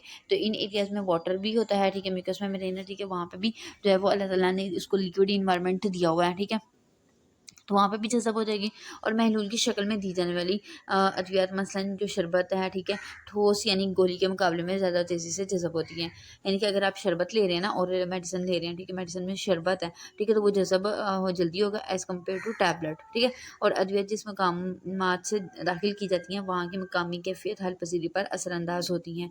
और ये कि अगर आप जिस भी तरीके से मेडिसिन दे रहे हैं, ठीक है, उस वक़्त उस एरिया की कंडीशन क्या है, ठीक है। अगर तो उसकी कंडीशन बेहतर होगी तो मेडिसिन की एब्जॉर्प्शन भी अच्छी होगी, और अगर नहीं होगी तो फिर उसमें जो है मेडिसिन के एब्जॉर्प्शन में फ़र्क आएगा। अब जैसे कि अगर हम स्टमक है मेरी है, ठीक है, ओरली आप कोई मेडिसिन ले रहे हैं, तो वहाँ पे जो है स्टमक में बहुत ज़्यादा एसिडिटी है, ठीक है। जब एसिडिटी ज़्यादा होगी तो उस कंडीशन में कुछ मेडिसिन ऐसी होंगी जो कि असरअंदाज नहीं होंगी, ठीक है, एसिडिटी ज़्यादा होने की वजह से। तो इस वजह से कहते हैं कि जो इसकी मकामी कैफियत है वो भी बहुत ज़्यादा जो है वो असरअंदाज होती है, जिसके नतीजे में इसके जज़ब होने की शरह मुतासिर होती है, और फिर उसी हिसाब से इसकी जज़ब होने की शरह भी मुतासिर होगी। उसके बाद आ जाता है जी जज़ब होने की सतह। जज़ब होने की सतह का मतलब ये, दुआ के जज़ब होने की सतह का मतलब ये है कि अगर जहाँ पे मेडिसिन है वो एरिया जहाँ पे जिस भी तरीके से दी है, अगर एरिया ज़्यादा है, ठीक है, सरफेस ज़्यादा है, ठीक है, तो वहाँ पे जो है वो मेडिसिन जल्दी जज़ब होगी, ठीक है। और अगर कम एरिया होगा तो फिर वहाँ पे मेडिसिन की एब्जॉर्प्शन भी क्या होगी, कम हो जाएगी। तो इस कंडीशन में फिर हम लोगों ने जो है मेडिसिन को उसकी जो टाइप है वो चेंज कर देनी है, ठीक है। अब जैसे फेफड़ों के अंदर जो है ना आगे जज़ब होने के लिए जो है ना एरिया कम होता है, ठीक है, वहाँ पे फिर हम इस तरह की इस तरह की चीज़ देंगे जो कि जो है ना तो इस थोड़े से एरिया में भी काम कर ले। जब अब इसमें जो है ना हमारे पास गैस आ जाता है, गैस की शक्ल में जो मेडिसिन देते हैं, ठीक है, गैस के लिए तो वो रकबा भी काफ़ी होगा, ठीक है, ज़्यादा होगा, तो उसमें जब देंगे उस शक्ल में तो वो अद्वियात अपना फौरी असर दिखाती होती हैं। उसके बाद आ जाता है जी कंसंट्रेशन ऑफ ड्रग या फिर दवा का इर्तिकाज़, यानी कि दवा की मिकदार आप कह लें, ठीक है। कवी यानी कि तेज़ महलूल कमज़ोर महलूल के मुकाबले में तेज़ी से जज़ब होते हैं, ठीक है। अब यानी क्या कहते हैं कि अब ऐसी मेडिसिन जो कि हैवी होती है, जिसके अंदर जो ड्रग की कंसंट्रेशन है, तो इसके अगर अपोजिट बात करें तो ऐसी मेडिसिन जिसमें जो है वो महलूल कम हो, कमज़ोर हो, ठीक है, तो वो जो है तो इसके कंपैरेटिवली जो है उसकी एब्जॉर्प्शन जो है वो कम होगी। उसके बाद आ जाता है जी दौरान खून की मकामी कैफियत, यानी कि जिस जगह पे अब दवा हमने डाली है, जिस भी रूट के थ्रू दिया, वहाँ पे अगर खून की सर्कुलेशन ज़्यादा होगी स्टूडेंट, तो वहाँ पे जो है ब्लड के जो मेडिसिन की एब्जॉर्प्शन है, ठीक है, वो भी क्या होगी, ज़्यादा होगी, दवा तेज़ी से जज़ब होगी। और अगर खून की सर्कुलेशन कम होगी, ठीक है, तो वहाँ पे जो है जो मेडिसिन की एब्जॉर्प्शन है वो क्या होती है कि कम होती है। अब जैसे हम कोई भी इंजेक्शन लगाते हैं, ठीक है, आईवी इंजेक्शन लगवाते हैं, आईवी के अंदर का मतलब लगवाने का मतलब क्या है कि ब्लड के अंदर दे रहे होते हैं, ठीक है। अब जब ब्लड के अंदर देते हैं तो सबसे ज़्यादा जो जो सबसे पहले जो एब्जॉर्प्शन होती है सबसे ज़्यादा होती है वो कहाँ पे होती है, आईवी के थ्रू होती है, ठीक है। तो अब जब ओरली लेते हैं, ठीक है, तो ओरली जब लेते हैं तो उसमें स्टमक में जाती है, ठीक है, तो स्टमक में मैदे के अंदर जाएगी, ठीक है, क्योंकि वहाँ पे तो खून की नालियाँ जो है वो उसकी वॉल्स के अंदर है, ठीक है, मैदे की वॉल के अंदर है, दीवारों में है, तो वहाँ पे तो ब्लड नहीं है, ठीक है। इनडायरेक्टली फिर जब वो उसकी डाइजेशन होगी, उसको हजम किया जाएगा, ठीक है, उसको पूरी जो है वो उसकी प्रोसेसिंग होगी, फिर उसके बाद जो है वो ब्लड में जाएगी, ठीक है, लीवर में जाएगी, उससे पहले स्टमक के बाद वो लीवर में जाएगी, वहाँ पे जाके मेटाबोलाइज होगी, फिर वो जो है उसको ब्लड में भेजेगा, ठीक है, तो उसमें टाइम लग जाएगा, ठीक है। तो वहाँ पे खून की जो कंडीशन है, ठीक है, जो ब्लड है वो वहाँ पे कम होता है, ठीक है, तो वहाँ पे स्टमक के अंदर इसकी एब्जॉर्प्शन कम होगी, ठीक है। लेकिन अगर आईवी आप देंगे तो वो जल्दी से एब्जॉर्ब हो जाएगी। कहते हैं कि जिस मुकाम से दवा का इंसाब होना है, अगर वहाँ पर दौरान खून ज़्यादा है, खून की गर्दिश ज़्यादा है, तो दवा तेज़ी से जज़ब हो जाती है, ठीक है। इसी तरह अगर मुकामी जगह पर अगर हरारत पहुँचाई जाए तो ऐसी जो दवा जो रगों को फैलाती है जल्दी जज़ब हो जाती है। अब अगर हम साथ में हीट भी दे देंगे, ठीक है, तो वो क्या करेगी कि जो मेडिसिन है, ठीक है, वो क्योंकि टेम्परेचर ज़्यादा प्रोवाइड करने की वजह से जो रगें होती हैं, जो ठीक है खून की नालियाँ होती हैं, वो क्या हो जाती हैं, डायलेट हो जाती हैं, चौड़ी हो जाती हैं, ठीक है। तो जिसकी वजह से वहाँ पर ब्लड ज़्यादा आएगा, ठीक है, ब्लड ज़्यादा आएगा तो खुराक जो है वहाँ पे मेडिसिन हमारी जल्दी जज़ब हो जाएगी। नेक्स्ट कहता है जी नीड ऑफ द बॉडी या फिर जिस्म की ज़रूरत। अगर कहते हैं कि जिस्म को अगर किसी चीज़ की ज़रूरत है, बॉडी में किसी चीज़ की कमी है, तो फिर अगर वो चीज़ आप प्रोवाइड करेंगे तो वो जल्दी से जज़ब हो जाएगी, एज़ कम्पेयर के जब मतलब उस चीज़ की कमी ना हो और आप देंगे तो वो इतना जो है वो एब्जॉर्प्शन में नहीं जाएगी, ठीक है। अगर जैसे कि आयरन की कमी है, ठीक है, बॉडी के अंदर, तो आप आयरन देंगे तो पेशेंट की बॉडी के अंदर एब्जॉर्प्शन जो है वो जल्दी होगी, ठीक है। अगर ऑलरेडी बॉडी के अंदर आयरन है, ठीक है, और तब आप उसको दें, किसी भी शक्ल में दे रहे हैं, ठीक है, तो एब्जॉर्प्शन नहीं होगी, ठीक है, कम एब्जॉर्प्शन होगी। तो इस तरीके से वो कह रहे हैं कि अगर किसी जिस्म को किसी चीज़ की ज़रूरत है तो इसके जज़ब होने की शरह भी क्या हो जाती है, तेज़ हो जाती है। मसलन खून की कमी, ठीक है, खून की कमी में कहता है खून की कमी के मरीज़ों में निज़ाम हाज़मा से आयरन की मामूली मिकदार भी जज़ब हो जाती है, ठीक है। यानी कि अगर आयरन आप अगर खुराक में भी ले रहे हैं, ठीक है, नॉर्मली जो है आयरन को जो है वो एब्जॉर्ब करने के लिए भी कई जो है ना और भी चीज़ों की ज़रूरत होती है, ठीक है, जैसे कैल्शियम रिक्वायर्ड होता है, ठीक है, पोटाशियम साथ में रिक्वायर्ड होता है, इस तरह से मुख्तलिफ केमिकल्स जो है ना वो रिक्वायर होते हैं खून की एब्जॉर्प्शन के लिए। लेकिन अगर इनके अंदर कमी आ जाएगी, ठीक है, आयरन कम हो गया, तो फिर जब बॉडी के अंदर आप इसको दे रहे हैं तो फिर बेशक चीज़ों की कमी है, फिर भी ये जो है किसी न किसी शक्ल में एब्जॉर्ब होता ही रहेगा, ठीक है, जबकि आम हालात में जज़ब नहीं होता, ठीक है। नेक्स्ट है जी जिस्म की ज़रूरत। उसके बाद कहते हैं कि आयन की कैफ़ियत। अब आयन की कैफ़ियत में कहता है कि इंसान के मकाम पर बाज़ अद्वियात के आयन तेज़ी से जज़ब हो जाते हैं, ठीक है, यानी कि जहाँ पे आप मेडिसिन जिस जगह पे जज़ब होती है, जज़ब होना है, ठीक है, तो वहाँ पे कहते हैं कि आयन तेज़ी से जज़ब हो जाते हैं, और कुछ अद्वियात के आयन कदरे कम तेज़ी से जज़ब होते हैं, ठीक है। अब कहते हैं कि मसलन सोडियम और पोटेशियम के मुस्बत आयन तेज़ी से जज़ब होते हैं, और कैल्शियम के जो है वो जज़ब होने की शरह कम होती है, यानी जिनके ऊपर पॉजिटिव चार्ज होता है, ठीक है, पॉजिटिव जो आयन होते हैं, ठीक है, सोडियम और पोटेशियम वो तेज़ी से जज़ब हो जाते हैं, ठीक है। और अगर जो कैल्शियम है, ठीक है, उसके जज़ब होने की शरह जो है वो कम होती है। पॉजिटिव के जो है वो ज़्यादा जल्दी से जज़ब होंगे, और एज़ कम्पेयर टू नेगेटिव, जिनके ऊपर नेगेटिव चार्ज होगा उनकी एब्जॉर्प्शन भी थोड़ी लेट होगी, ठीक है। और जो हमारे पास पॉजिटिव आयन वाली मेडिसिन होंगी, ठीक है, वो क्या होंगी, जल्दी से जज़ब हो जाएंगी। उसके बाद कहता है जी सुरेशी असर। अब कहते हैं कि गोंद तेल क्यूलिन चूँकि इंतज़ाब करने वाली सतह को कम कर देती हैं, इसलिए ये इंतज़ाब के अमल पर असरअंदाज होती हैं। अब ये गोंद तेल और क्यूलिन स्टूडेंट ये ऐसी चीज़ें हैं जो यानी कि क्या करेंगे कि ये जहाँ पे भी जाएंगी वहाँ पे उस एरिया को क्या कर देंगी, कम कर देंगे, ठीक है। तो उसकी वजह से कहता है कि इनके जो जो जज़ब होना है, ठीक है, उसका जो अमल है वो भी इसके साथ मुतासिर होगा। अब जैसे बूंद है स्टूडेंट, बूंद का काम क्या होता है कि जब इसको अगर आप पानी में डालते हैं, ठीक है, तो ये क्या कहती है, फूल जाती है, ठीक है। तो जब ये फूल जाएगी तो वहाँ पे एरिया क्या हो जाएगा, कम हो जाएगा, ठीक है। तो फिर इसकी वजह से इंतज़ाब की जो सतह है वो भी क्या हो जाएगी, उसको सतह को ये कम कर देगी, ठीक है। और जिसकी वजह से इसके एब्जॉर्प्शन जब कम होगी, ठीक है, तो फिर ऑटोमेटिकली जो है मेडिसिन जो है वो भी हमारी बॉडी के अंदर कम मिकदार में जाएगी। तो इसको हम कहते हैं सुरेशी असर। अब कहते हैं कि इनफाल गुजार। या फिर इसको पैसिव ट्रांसपोर्ट भी कहते हैं। कहते हैं कि अद्विया के मालिक्यूल पानी में हल होकर खुलिये की दीवारों में मौजूद सुराखों के जरिए या नफूस के जरिए हरकत करते हैं। जैसे ही आपने मेडिसिन ली, ठीक है, पानी में हल हो जाएगी और फिर जो हमारे सेल की दीवारें हैं, ठीक है, उनके अंदर छोटे छोटे स्टूडेंट पोर्स बने होते हैं, सुराख बने होते हैं, ठीक है। अब वहाँ पे डिफियन के प्रोसेस के थ्रू जो है ना मूव करेंगे। डिफियन के प्रोसेस का मतलब ये है कि जो है वो किसी मेम्ब्रेन को क्रॉस करके मेडिसिन ज़्यादा एरिया से कम एरिया की तरफ मूव करेगी। यानी कि जहाँ पे आपने दी है, स्टमक में आपकी मेडिसिन गई है, वहाँ पे जो है स्टमक के जो इर्द गिर्द जो सेल्स हैं, ठीक है, वो क्या करेंगे, उसकी मेम्ब्रेन को मेडिसिन क्रॉस करेगी और उनके सेल में चले जाएगी। अब स्टमक के अंदर जो है वो सेल के बाहर जो है मेडिसिन का लेवल क्या ज़्यादा है, मेडिसिन के अमाउंट ज़्यादा है, सेल के अंदर कम है, तो वो वहाँ से पैसिव ट्रांसपोर्ट के थ्रू जो है ना मूव करेगी। तो ये था हमारे पास कुछ फैक्टर्स, ठीक है, जो कि मेडिसिन की एब्जॉर्प्शन के ऊपर असरअंदाज होते हैं। उसके बाद कहते हैं कि इन अवामिल के नाम लिखें जो दवा की तासीर पर असरअंदाज होते हैं, और वो कौन से अवामिल हैं जो कि दवा की मिकदारी खुराक या दवा को मुतासिर करते हैं। अब ये कह रहा है, यहाँ पे ये बात कर रहा है कि जो दवा की मिकदार है, समटाइम और हमारी बॉडी के अंदर कुछ ऐसी चीज़ें भी होती हैं जो कि दवा के मिकदार के ऊपर भी असर डालती होती हैं, ठीक है।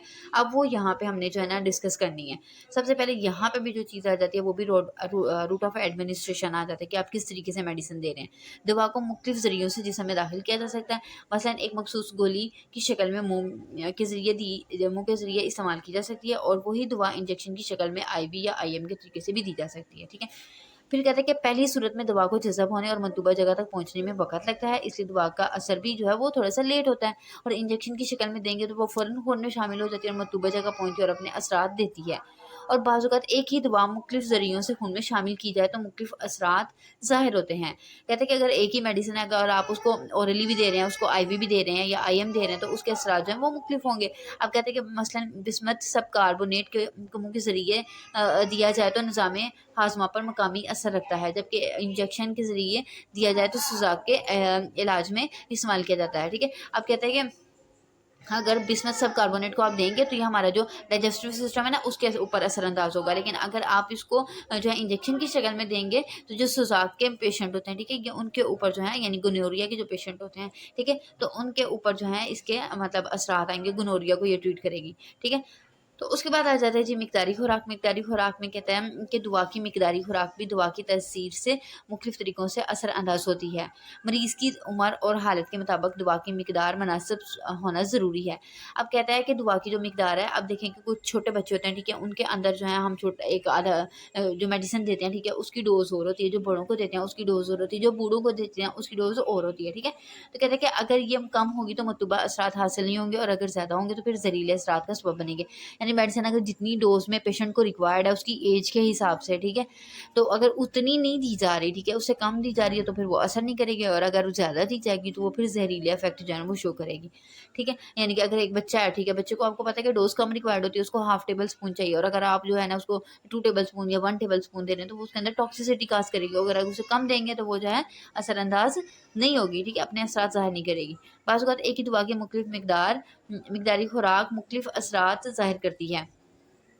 मसलन फ़ॉर्मिन कम मिकदार में मसनूई खुशी का सबब बनती है, और ज़्यादा मिकदार में दफ़ाए दर्द और बहुत ज़्यादा मिकदार बेहोशी और निज़ाम तनफ़ुस के रुक जाने से मौत का सबब बन सकती हैं। यानी कि एक मेडिसिन अगर आप उसकी डोज़ चेंज कर देंगे तो तब हमें मुख्तलिफ तरह के असरात मिलेंगे। जैसे फ़ॉर्मिन के बारे में कह रहा है कि अगर ये थोड़ी-सी कम मिकदार में देंगे तो खुशी, यानी कि ये मूड को बेहतर बना देती है, ठीक है, फ़ॉर्मिन जो एजेंट है मूड को बेहतर बनाएगा। लेकिन अगर आप थोड़ी-सी ज़्यादा बढ़ा के देंगे तो ये पेन के इफ़ेक्ट को भी कम करेगी, ठीक है।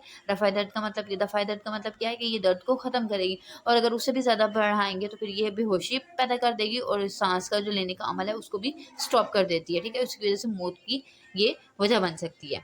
उम्र की बात करते हैं तो कहते हैं कि दवा की मिकदारी खुराक डोज़ का तयन उम्र के हिसाब से किया जाता है। जैसे अभी ऊपर पहले मैंने आपको बात बताई कि जो खुराक की मिकदार है वो किस तरह से हम करते हैं, उसकी पेशेंट की उम्र के हिसाब से कर रहे होते हैं, ठीक है। बच्चों के लिए और है, बड़ों के लिए और है, ठीक है। तो कहते हैं कि बच्चों की खुराक का तयन मनर्जिज़ल फार्मूले की मदद से किया जा सकता है। यानी कि अब हमने बच्चों को खुराक देनी है तो किस तरह से डोज़ देनी है, उसको हम कैसे देंगे। इसके लिए स्टूडेंट ये जो एक है यंग्स का फार्मूला लगता है, ठीक है। अब इसमें बच्चों की जो मिकदारी खुराक है, ठीक है, उसके अकॉर्डिंग जी जो यंग फार्मूला, ठीक है, उसके अकॉर्डिंग अगर देना है तो आपने क्या करना है कि बच्चे की उम्र, ठीक है, उसको मल्टीप्लाई कर देना है आपने जी बालिग की मिकदारी उम्र और बच्चे की उम्र +12। अब जो स्टूडेंट ये जो यंग्स फार्मूला के हिसाब से जो हम लोग मेडिसिन कैलकुलेट कर रहे होते हैं, ऐसे बच्चे जो कि 2 साल से जिनकी उम्र स्टार्ट होती है और 12 साल तक उनकी उम्र होती है, ठीक है। इस तरह की मतलब जो उम्र के बच्चे होते हैं उनको हम इस फार्मूला के अकॉर्डिंग मेडिसिन देते हैं। इसमें सिंपली आपने क्या करना है कि बच्चे की जो उम्र है वो लिखनी है, ठीक है। उसको मल्टीप्लाई कर देना है आपने बालिग की मिकदारी खुराक, यानी कि अगर बड़ों के लिए जो मेडिसिन होती है ना, मतलब एक इंजेक्शन है या एक मेडिसिन है जिसकी बड़ों की मिकदार जो है वो 500 मिलीग्राम है, ठीक है। तो आपने इसे क्या करना है, बच्चों की उम्र के साथ मल्टीप्लाई कर देना है और फिर उसके बाद आपने डिवाइड कर देना है बच्चे की उम्र प्लस 12, ठीक है। तो आप एक यहाँ पे काम कीजिएगा स्टूडेंट कि पहले जो है ना ये वाला जो पोर्शन है इतना सा, ठीक है, यानी कि बच्चे की उम्र कितनी है, बाय द वे बच्चे की उम्र जो है वो 2 साल है, ठीक है। और फिर उसके बाद आ जाता है हमारे पास फिर बच्चे की उम्र प्लस 12 और 2 प्लस आप यहाँ पे 12 कर दो, ठीक है। और उसके बाद जो है जो डोज हमारे पास कितनी है जी 500, जैसे एक मेडिसिन है उसकी जो बड़ों की एडल्ट डोज है वो कितनी है, वो 500 है। तो आप क्या करो कि सबसे पहले 2 और ये जो 2 प्लस 12 है, ठीक है, इन दोनों को आपस में क्या करो, प्लस कर दो। 2 प्लस 14 आ जाएगा, ठीक है, यहाँ पे हमारे पास। और इसको मल्टीप्लाई करो किसके साथ, 500 के साथ, ठीक है।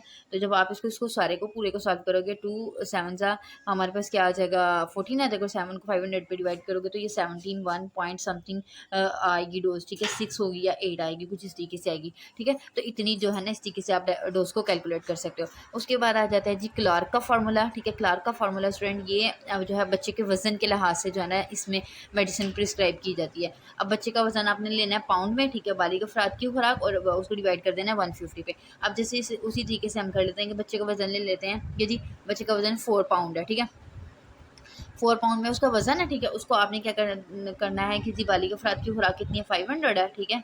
और इसको आपने क्या करना है, डिवाइड कर देना है जी 150 पे, ठीक है। इसी तरीके से 4 को आप 150 पे डिवाइड करेंगे, ठीक है। और साथ में जो भी आंसर आएगा फिर उसको आपने 500 के अंदर प्लस कर देना है। तो इस तरीके से क्लार्क मेथड के थ्रू जो है ना आप बच्चे के वजन के हिसाब से उसकी मेडिसिन कैलकुलेट कर सकते हैं।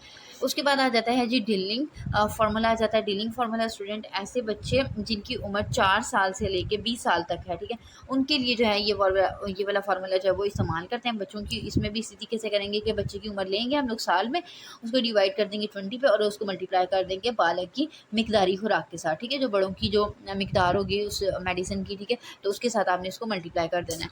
नेक्स्ट आ जाता है जी जीन्स आ जाता है, ठीक है, कि अब देखते हैं कि जेंडर के हिसाब से कि अद्वियत की मिकदारी खुराक बाज़ औक़ात मर्दों और औरतों में मुख्तलिफ असरात पैदा करती है, ठीक है। मसलन मार्फिन मर्दों में गनूदगी पैदा करती है, लेकिन ये औरतों में बेहिसी की बाद तहरीक पैदा करती है। इसी तरह मखसूस हालात में दवा की खुराक औरतों में बहुत एहतियात से इस्तेमाल करवाई जाती है, जैसे कि हमल के दौरान ऐसी अद्वियात नहीं दी जाती जो कि रहम में तहरीक पैदा करें। अब कहते हैं कि मतलब मेडिसिन जो है उसके मेल के ऊपर कुछ और तरह के इफेक्ट होते हैं, ठीक है, मेडिसिन की खुराक के, और फीमेल के ऊपर जो है ना कुछ और तरह के असरात आते हैं, ठीक है। मसलन अगर कहते हैं कि मॉर्फिन जो कि एक पेन किलर होता है, ठीक है, अगर हम मेल्स में देते हैं, ठीक है, तो वो गनूदगी पैदा करेगा, मतलब सिडेशन पैदा करेगा, नींद आएगी, ठीक है। और अगर फीमेल में देंगे तो क्या है कि वो सेंसेशन को जो है ये क्या करेगा, कम कर देगा, ठीक है। तो उसके बाद कहते हैं कि इस तरीके से मखसूस हाँ जो मेडिसिन हैं, ठीक है, कई मेडिसिन ऐसी होती हैं कि जो कि हम मतलब नहीं सजेस्ट कर सकते हैं, ठीक है, क्योंकि वो क्या करती हैं कि पेशेंट के लिए ख़तरनाक हो सकती हैं। तो इस वजह से जो है ना हमने जो है जेंडर को भी कंसिडर करना है, ठीक है, क्योंकि मेडिसिन के वो है जेंडर के हिसाब से असरात जो हैं वो डिफरेंट होते हैं, मेल के ऊपर और हैं और फीमेल के ऊपर और हैं। उसके बाद आ जाता है जी मौसमी असरात, ठीक है। मौसमी असरात में कहता है कि कुछ अद्वियात की तासीर मुख्तलिफ मौसम में मुख्तलिफ होती है, ठीक है। मसलन पेशावर अद्वियात का असर सर्दियों में ज़्यादा होता है और गर्मियों में कतरे कम होता है, क्योंकि सर्दियाँ ज़्यादा होती हैं, ठीक है। सर्दियों में स्टूडेंट टेम्परेचर डाउन होने की वजह से यूरिनेशन वैसे ही ज़्यादा हो जाती है, ठीक है। तो जो ऐसी मेडिसिन जो कि यूरिनेशन को बढ़ाती हैं, ठीक है, उनको स्पेशली जो ब्लड प्रेशर के पेशेंट होते हैं उनको ये मेडिसिन दी जाती हैं, ठीक है। तो कहता है कि ये सर्दियों में नॉर्मली भी इन मेडिसिन के असरात हमें ज़्यादा देखने को मिलेंगे और गर्मियों में कम मिलते हैं, ठीक है, क्योंकि गर्मी में जो है जिस्म का पानी पसीने की सूरत में खारिज होता रहता है, ठीक है। तो गर्मियों में पसीना आता है, ठीक है, उस वजह से भी कुछ पानी जिस्म से निकल जाता है। तो बॉडी ने क्या करना होता है कि चीज़ों को नॉर्मल लेवल पर भी रखना होता है। अगर वो पानी को ज़्यादा से ज़्यादा बाहर निकालेगी तो डिहाइड्रेशन में बॉडी जा सकती है। इस वजह से जो है सर्दियों में क्योंकि स्वेटिंग वगैरह नहीं होती है, इस कंडीशन में जो है फिर यूरिनेशन के थ्रू जो है वो ज़्यादा से ज़्यादा वाटर जो है वो निकलेगा और गर्मियों में जो ये लेवल कम हो जाएगा पसीने की वजह से। नेक्स्ट आ जाता है जी मैदे में खुराक की मौजूदगी, ठीक है। अब कहते हैं कि कुछ मेडिसिन ऐसी होती हैं जो कि अगर हम लोग मतलब स्टमक में अगर खुराक हमारी मौजूद है तो उनकी एब्जॉर्प्शन क्या होगी, कम होगी, लेट होगी, ठीक है। कहते हैं कि कुछ अद्वियात मैदे में खुराक की मौजूदगी में देर से जज़ब होती हैं। अब जैसे स्टूडेंट अक्सर देखा होगा कि अक्सर मेडिसिन पेशेंट को जो है डॉक्टर सजेस्ट कर रहा होता है कि आपने जो है वो खाली पेट लेनी है, ठीक है। अगर आप उसको जो है वो खाना खाने के बाद ले लेते हो, ठीक है, या जब आपके स्टमक में कुछ चीज़ चले जाती है, खाना खुराक चली जाती है, आप तब लेते हो तो मेडिसिन के असरात क्या हो जाएंगे, कम हो जाएंगे, ठीक है। हमें लेट उसके इफेक्ट मिलेंगे। अब जैसे अक्सर जो है जो डायबिटीज़ के पेशेंट होते हैं उनको डॉक्टर जो है वो निहारमू भी खाने के लिए टैबलेट देता है। स्टमक के पेशेंट्स हैं, ठीक है, उनको भी निहारमू टैबलेट्स दी जाती हैं, स्टमक के कैप्सूल्स दिए जाते हैं, ठीक है। तो वो जो है ना उसी तरीके से जो पेशेंट को लेने चाहिए। उसके बाद है जी ज़्यादा खुराक वाली अद्वियात की तासीर, effect of single and multiple dose. अगर किसी मर्ज में एक से ज़्यादा खुराकें देना मतलूब हो तो खुराकों के दरमियान वक्फे का तयन डॉक्टर के तजर्बे पर मुनहसर है। कहते हैं कि अगर एक पेशेंट है, ठीक है, अगर आप उसको एक से ज़्यादा खुराक दे रहे हैं, ठीक है, तो फिर उसके दरमियान में गैप होना चाहिए। जैसे अब स्टूडेंट पैनाडोल की डोज है ना, पैनाडोल जो है वो आपको हर 6 घंटे के बाद लेनी चाहिए, ठीक है। 6 घंटे से आप पहले नहीं लेंगे। अगर 6 घंटे से पहले अगर आप लेंगे तो उस कंडीशन में जो है ये आपकी बॉडी के अंदर टॉक्सिसिटी प्रोड्यूस करेगी, ठीक है। तो जो है इस तरीके से 24 घंटों के अंदर आपने 6-6 घंटे के वक्फे से लेनी है। ये ऑलमोस्ट 4 डोजेस बनती हैं, ठीक है।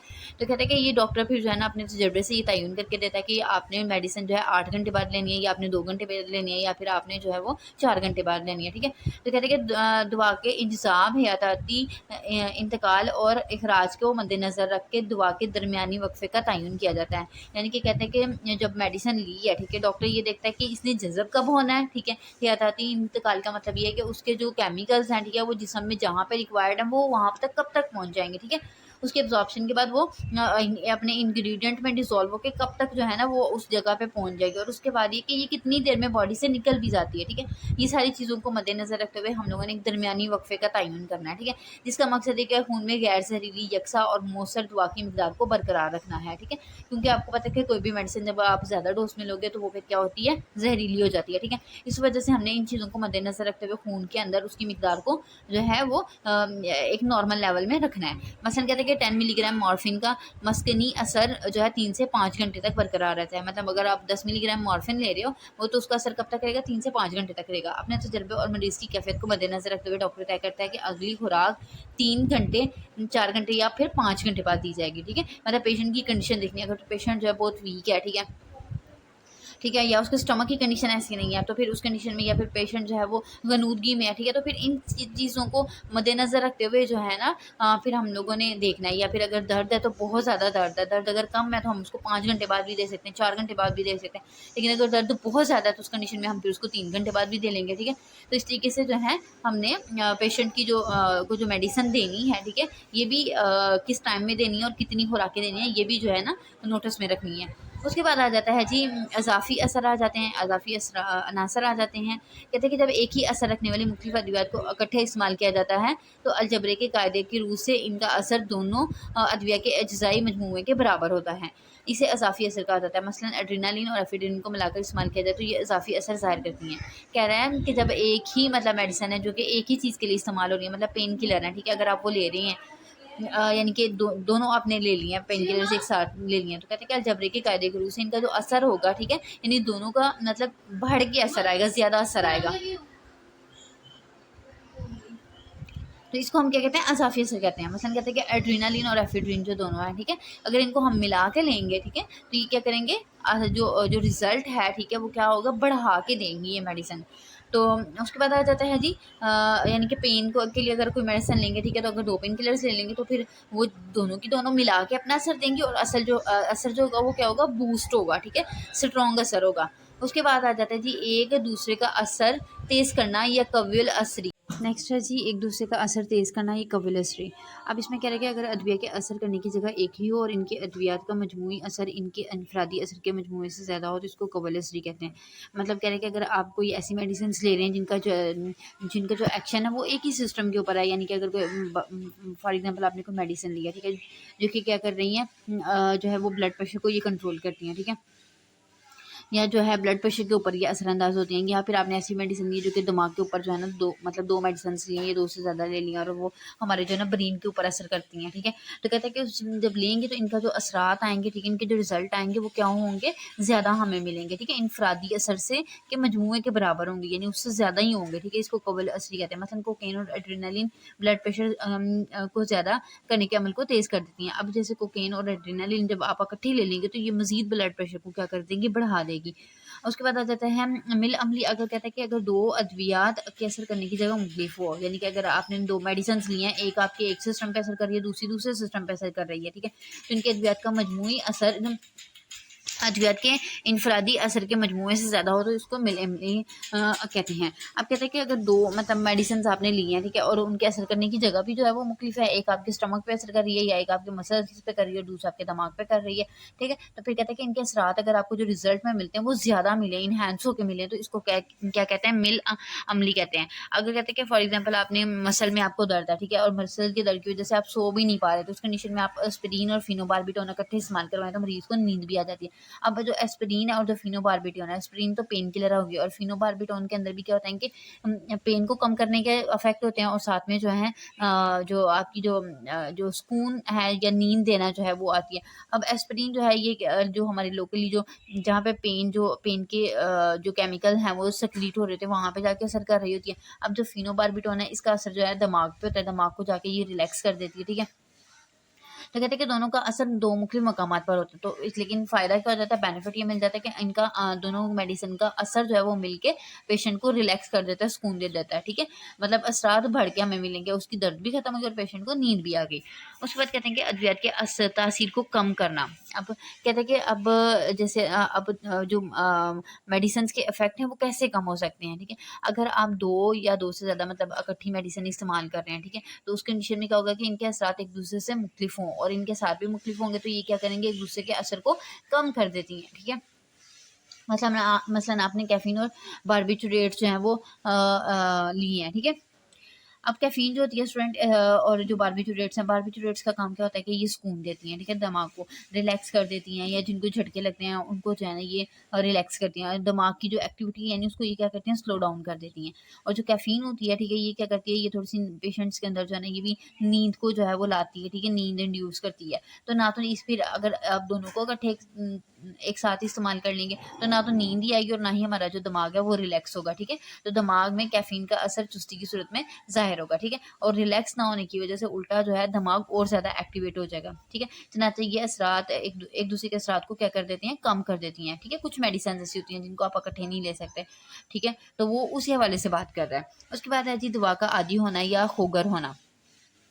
अब कुछ मेडिसिन ऐसी होती हैं स्टूडेंट जिसके ऊपर जो पेशेंट है वो डिपेंडेंट होना शुरू हो जाता है, ठीक है, मुस्तकिल इस्तेमाल करने की उनको आदत हो जाती है। अब जैसे कुछ लोग ऐसे हैं कि जो कि रिलैक्सेशन के लिए, सुकून के लिए जो है वो कोई ना कोई मेडिसिन ले रहे होते हैं, ठीक है, जिससे उनको नींद आती है, तो जब वो उसको मुसलसल इस्तेमाल करते हैं तो वो उसका आदी हो जाते हैं, ठीक है। अब कहते हैं कि जबकि ऐसा नहीं होता कि आप उसके ऊपर मुकम्मल ही डिपेंड कर जाएं, ठीक है, तो अगर आप डिपेंड कर रहे हैं, ठीक है, मतलब वो मेडिसिन आपको आप उसके ऊपर डिपेंडेंट हो रहे हैं, मतलब वो ये मेडिसिन के इफेक्ट में नहीं है कि आप उसके ऊपर डिपेंड कर जाएं, लेकिन आप उस चीज़ के आदी बन गए हैं, तो ये कहते हैं कि ये एक नफ्सियाती कैफियत होती है, ठीक है, कि पेशेंट जो है वो उसी तरीके से अपनी मेंटालिटी एडजस्ट कर लेते हैं कि भाई मैं ये लूँगा, ये मेडिसिन लूँगा तो भाई मुझे सुकून आएगा, मुझे जो है ना नींद आएगी या मेरी पेन खत्म होगी। तो या कुछ लोगों को जो है ना इस तरीके से मेडिसिन का वो आदी हो जाते हैं। तो कहते हैं कि बाज़ अद्वियात मुश्किल इस्तेमाल करने से मरीज़ दवा का आदी हो जाता है, जैसे कि कैफ़ीन का चाय और वगैरह, ठीक है, लेकिन मरीज़ चाय का आदी तो होता है, ठीक है, यानी कि कैफ़ीन वगैरह ये चाय जो भी लेता है, ठीक है, तो चाय या कॉफ़ी के अंदर कैफ़ीन होता है, तो मरीज़ फिर क्या होता है उसका आदी हो जाता है, ठीक है, लेकिन उसके ऊपर मुकम्मल इन्हिसार नहीं करता कि जो है ना वो जो है अब इसके ये होगा तो मेरा सिस्टम जो है ना वो चलेगा। तो कहते हैं कि ये एक नफ्सियाती कैफियत होती है, यानी उसकी बॉडी के जो सिस्टम है वो जो है आप कह लें कि मतलब उसके ये नहीं होता कि अब पेशेंट इसके बगैर रह ही नहीं सकता है, ठीक है, मतलब बॉडी उसकी सर्वाइव कर सकती है, लेकिन पेशेंट वैसे ही साइकोलॉजिकली तौर पे उसके ऊपर जो है ना डिपेंड कर जाता है। उसके बाद आ जाता है जी इन्हिसार आ जाता है, अगर किसी दवा को इस्तेमाल करने से मरीज तिब्बी तौर पर भी इस पर इन्हिसार करने लगे, ठीक है।